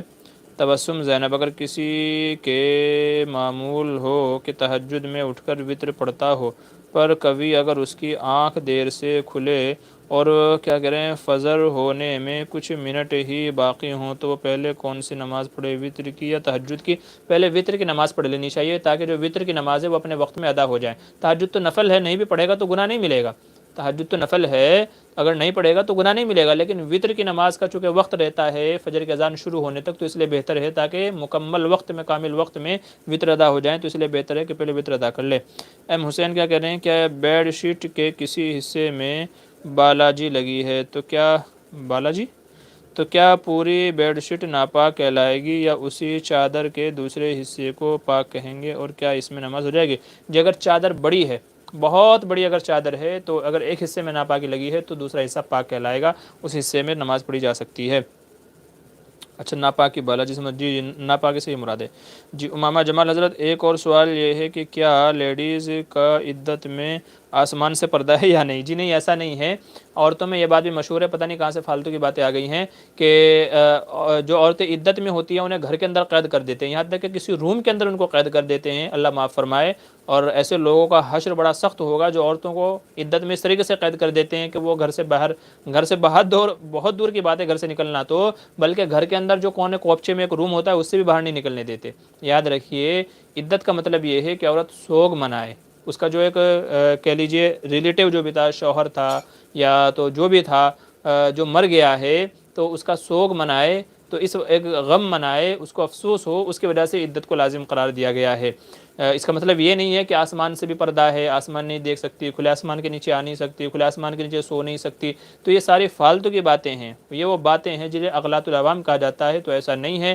عورت ضرورت کے وقت باہر آ بھی سکتی ہے، یعنی گھر کے صحن میں یا گھر میں کسی بھی کونے میں، آسمان چاہے ہو چاہے نہ ہو، ایسے ہی گھر کے دوسرے حصوں میں جانا، کچن میں جانا، واش روم جانا، کسی سے ضروری بات چیت کرنا، گفتگو کرنا، کسی آنے والے سے ملنا، حال چال پوچھنا، تو عدت کے زمانے میں یہ تمام سب کام جائز ہیں۔ اسی طریقے سے نہانا، اچھے کپڑے پہننا، تو یہ تمام چیزیں جائز ہیں عورتوں کے لیے۔ لہٰذا یہ سمجھنا کہ عورت کو عدت میں ہے تو اسے گھر کے کونے میں قید کر دو، باہر نکلنے نہیں دینا، کسی سے بات چیت نہیں کرنے دینا، آسمان نہیں دکھنا چاہیے، تو یہ سب فالتو کی باتیں ہیں۔ شریعت اتنی کٹھن نہیں ہے، شریعت اتنی مشکل نہیں ہے جو آدمی کو اتنی مشکلوں میں ڈال دے، ایسا نہیں ہے۔ یہ تو میرے اور آپ کے کہہ لیجیے فالتو کی باتیں ہیں، لغو باتیں ہیں جو لوگوں میں ایسے مشہور ہو گئی، تو اس لیے بہت سارے لوگ بڑی سختی کے ساتھ اس پر عمل کرتے ہیں۔ اللہ سب کو ہدایت دے اور دین کی صحیح سمجھ عطا فرمائے۔ آج مسئلہ یہی ہے، اسلام کو چھوڑ بیٹھے ہیں اور جو غلط باتیں ہیں ان کے اوپر سختی سے عمل کرتے ہیں، اللہ سب کی حفاظت فرمائے۔ جی رفیق احمد مستری، السلام علیکم، ماشاء اللہ جی وعلیکم السلام ورحمۃ اللہ وبرکاتہ، اللہ آپ کو بھی جزائے خیر دے جو بھی سن رہے ہیں اس وقت۔ جی اسد کمپیوٹر، عدت میں फ़ون پر بات کر سکتی ہے یا نہیں؟ جی ہاں، ضرورت کے وقت عورت عدت میں फ़ون پر بات چیت کر سکتی ہے، لیکن بہتر ہے کہ محرم سے بات کیا جائے، غیر محرم سے اگر ضروری ہو تو ہی بات کرے، بغیر ضرورت کی بات نہیں کرنی چاہیے عدت میں۔ اچھا اور کس کا کیا سوال ہے، حرام پیسے سے کیا ہوا، بزنس سے آئی ہوئی منافع بھی حرام ہوتا ہے، کھڑے ہو کر وضو کرنا کیسا ہے؟ جی کھڑے ہو کر کے وضو کرنا جائز ہے، کھڑے ہو کر کے وضو کر سکتے ہیں، جیسے کہیں پہ جگہ نہ ہو یا کوئی اور مسئلہ ہو تو کھڑے ہو کر کے کر سکتے ہیں۔ بہتر یہ ہے کہ بیٹھ کر کے کیا جائے تاکہ پانی کی چھینٹیں وغیرہ کپڑوں پر نہ آئیں، تو بیٹھ کر کے کرنا چاہیے۔ رہ گیا بات یہ کہ اگر کسی نے حرام پیسوں سے کاروبار شروع کیا تھا تو اسے جو منافع آ رہا ہے وہ حلال ہوگا، حرام کمائی سے کاروبار کیا تھا، پھر نفع رہا ہے تو منافع حلال ہوگا۔ البتہ بہتر یہ ہے کہ جتنے حرام کی رقم کاروبار میں لگائی تھی تو آہستہ آہستہ منافع میں سے وہ رقم نکالتا رہے، اس کو صدقہ خیرات کرتا رہے، تاکہ جب وہ رقم نکل جائے تو ہمیں یقین ہو جائے، اپنے اوپر کانفیڈنس ہو جائے کہ ہاں اب جو رقم میں نے اس میں لگائی ہے، لگی ہوئی ہے یا آ رہی ہے تو وہ حلال ہے۔ تو آہستہ آہستہ حرام جو رقم لگائی تھی کاروبار میں اس کو صدقہ کرتا جائے، باقی حرام رقم سے کاروبار شروع کیا تو جو منافع آ رہا ہے وہ حلال کہلائے گا، حرام نہیں ہوگا۔ جی اجازت دیجئے، مسئلہ جو ہے ہو گیا ہے، باقی لوگوں کے جو سوال ہیں انشاءاللہ وہ اگلے ہفتے اللہ تبارک و تعالیٰ کہنے سننے زیادہ عمل کی توفیق نصیب فرمائے۔ انشاءاللہ پھر ملیں گے، وقت کافی ہو گیا ہے، اگر وقت ہوتا تو میں آپ کے سوالوں کا جواب دیتے تھا۔ 2-4 لوگوں کے سوال آئے ہیں لیکن میں نے پہلے عرض کیا تھا کہ آپ زیادہ وقت نہ لیں، 8:30 ہو گئے ہیں، 8:30 ہو گئے ہیں، ہماری نماز میں آدھا گھنٹہ ہے تو اور بہت ساری ضروریات ہیں، مسجد تک جانا ہے، بہت ساری چیزیں ہیں، تو انشاءاللہ اگلے ہفتے کے لیے سب لوگ سوال کر کے رکھ لیجیے گا۔ جی مفتی صاحب ایگزام میں 10 کو دعا کر دیجیے گا۔ جی ایگزام میں کامیابی کے لیے ہماری ایک دعا ہے، اس کو پڑھ لیجیے گا، ہمارے یوٹیوب چینل پہ مل جائے گی، دعا for success in exam, exam میں کامیابی کے لیے دعا، یہ لکھ کر کے اگر آپ سرچ کریں گے ہمارے چینل میں انشاءاللہ تو ہماری ویڈیو ہے وہ آ جائے گی، اس کو پڑھ لیجیے گا انشاءاللہ، اس دعا کی برکت سے، اس کے فائدے سے انشاءاللہ امید ہے کہ اللہ تعالیٰ آپ کے مسائل کو حل کر دے گا۔ جی ٹھیک ہے مفتی صاحب، ٹوٹی ہوئی داڑھی قرآن میں رکھ سکتے ہیں؟ بھائی قرآن میں رکھنے کی کیا ضرورت ہے؟ جو داڑھی کے ٹوٹے ہوئے بال ہیں ان کو اور توڑ کر کے 1 کے 2 کر کے ان کو کہیں پھینک دیں یا کسی جگہ دفن کر دیں، قرآن میں رکھنے کی کیا ضرورت ہے؟ نہیں تو پھر کل کو لوگ افواہ پھیلائیں گے کہ قرآن میں سے حضور کے بال نکل رہے ہیں، تو وہ ایسا ہی ہوتا ہے کہ کسی پڑھنے والے کے وہاں گر گئے اور لوگ کہتے ہیں حضور کے بال نکل رہے ہیں، تو قرآن میں رکھنے کی ضرورت کیا ہے؟ کوئی آپ کے بال اتنے بابرکت تھوڑا ہی ہیں کہ آپ ان کو قرآن میں رکھیں، تو قرآن میں رکھنا درست نہیں ہے، وہ تو ایک اعتبار سے اگر قرآن میں رکھیں گے تو گندگی کہلائے گی، اب جب وہ ٹوٹ گئے تو وہ گندگی کہلائے گی، تو اس لیے بہتر ہے کہ ان کو کسی جگہ آپ دفن کر دیں یا توڑ کر کے کہیں اور پھینک دیں، قرآن میں نہ رکھیں، نہیں تو لوگ کہیں گے حضور کے بال نکل رہے ہیں۔ قرآن خوانی کرنا کیسا ہے؟ جی اس کے اوپر میری کئی ساری ویڈیوز ہیں، آپ دیکھ لیجیے گا عبداللہ شریم بھائی، اور آپ شاید لیٹ جوائن ہوئے ہیں، میں اس کا پہلے سوال کا جواب دے چکا ہوں، ایک سوال کئی بار آ جاتا ہے، تو قرآن خوانی مروجہ قرآن خوانی جائز نہیں ہے، مروجہ قرآن خوانی بچوں کو بلا کر کے ہدیہ دے کر کے کھانا کھلا کر کے، یہ ساری باتیں جو اس طریقے سے قرآن خوانی ہوتی ہے تو اس کی اجازت نہیں ہے۔ چلیے اجازت دیجیے، السلام علیکم ورحمۃ اللہ وبرکاتہ۔ اللہ تعالیٰ اس کہنے سننے کو ہمارے لیے سب کے لیے نفع مند بنائے، اور ایسے ہی یہ سلسلہ ہمارا چلتا رہے گا انشاءاللہ۔ آپ لوگوں کے جو بھی سوالات ہیں آپ ان کو لکھ کر کے رکھ لیجیے گا، کوشش کیجیے گا جلدی ہم سے جوائن ہونے کی، تاکہ آپ سب لوگوں کے سوالات کا جواب ہو جائیں۔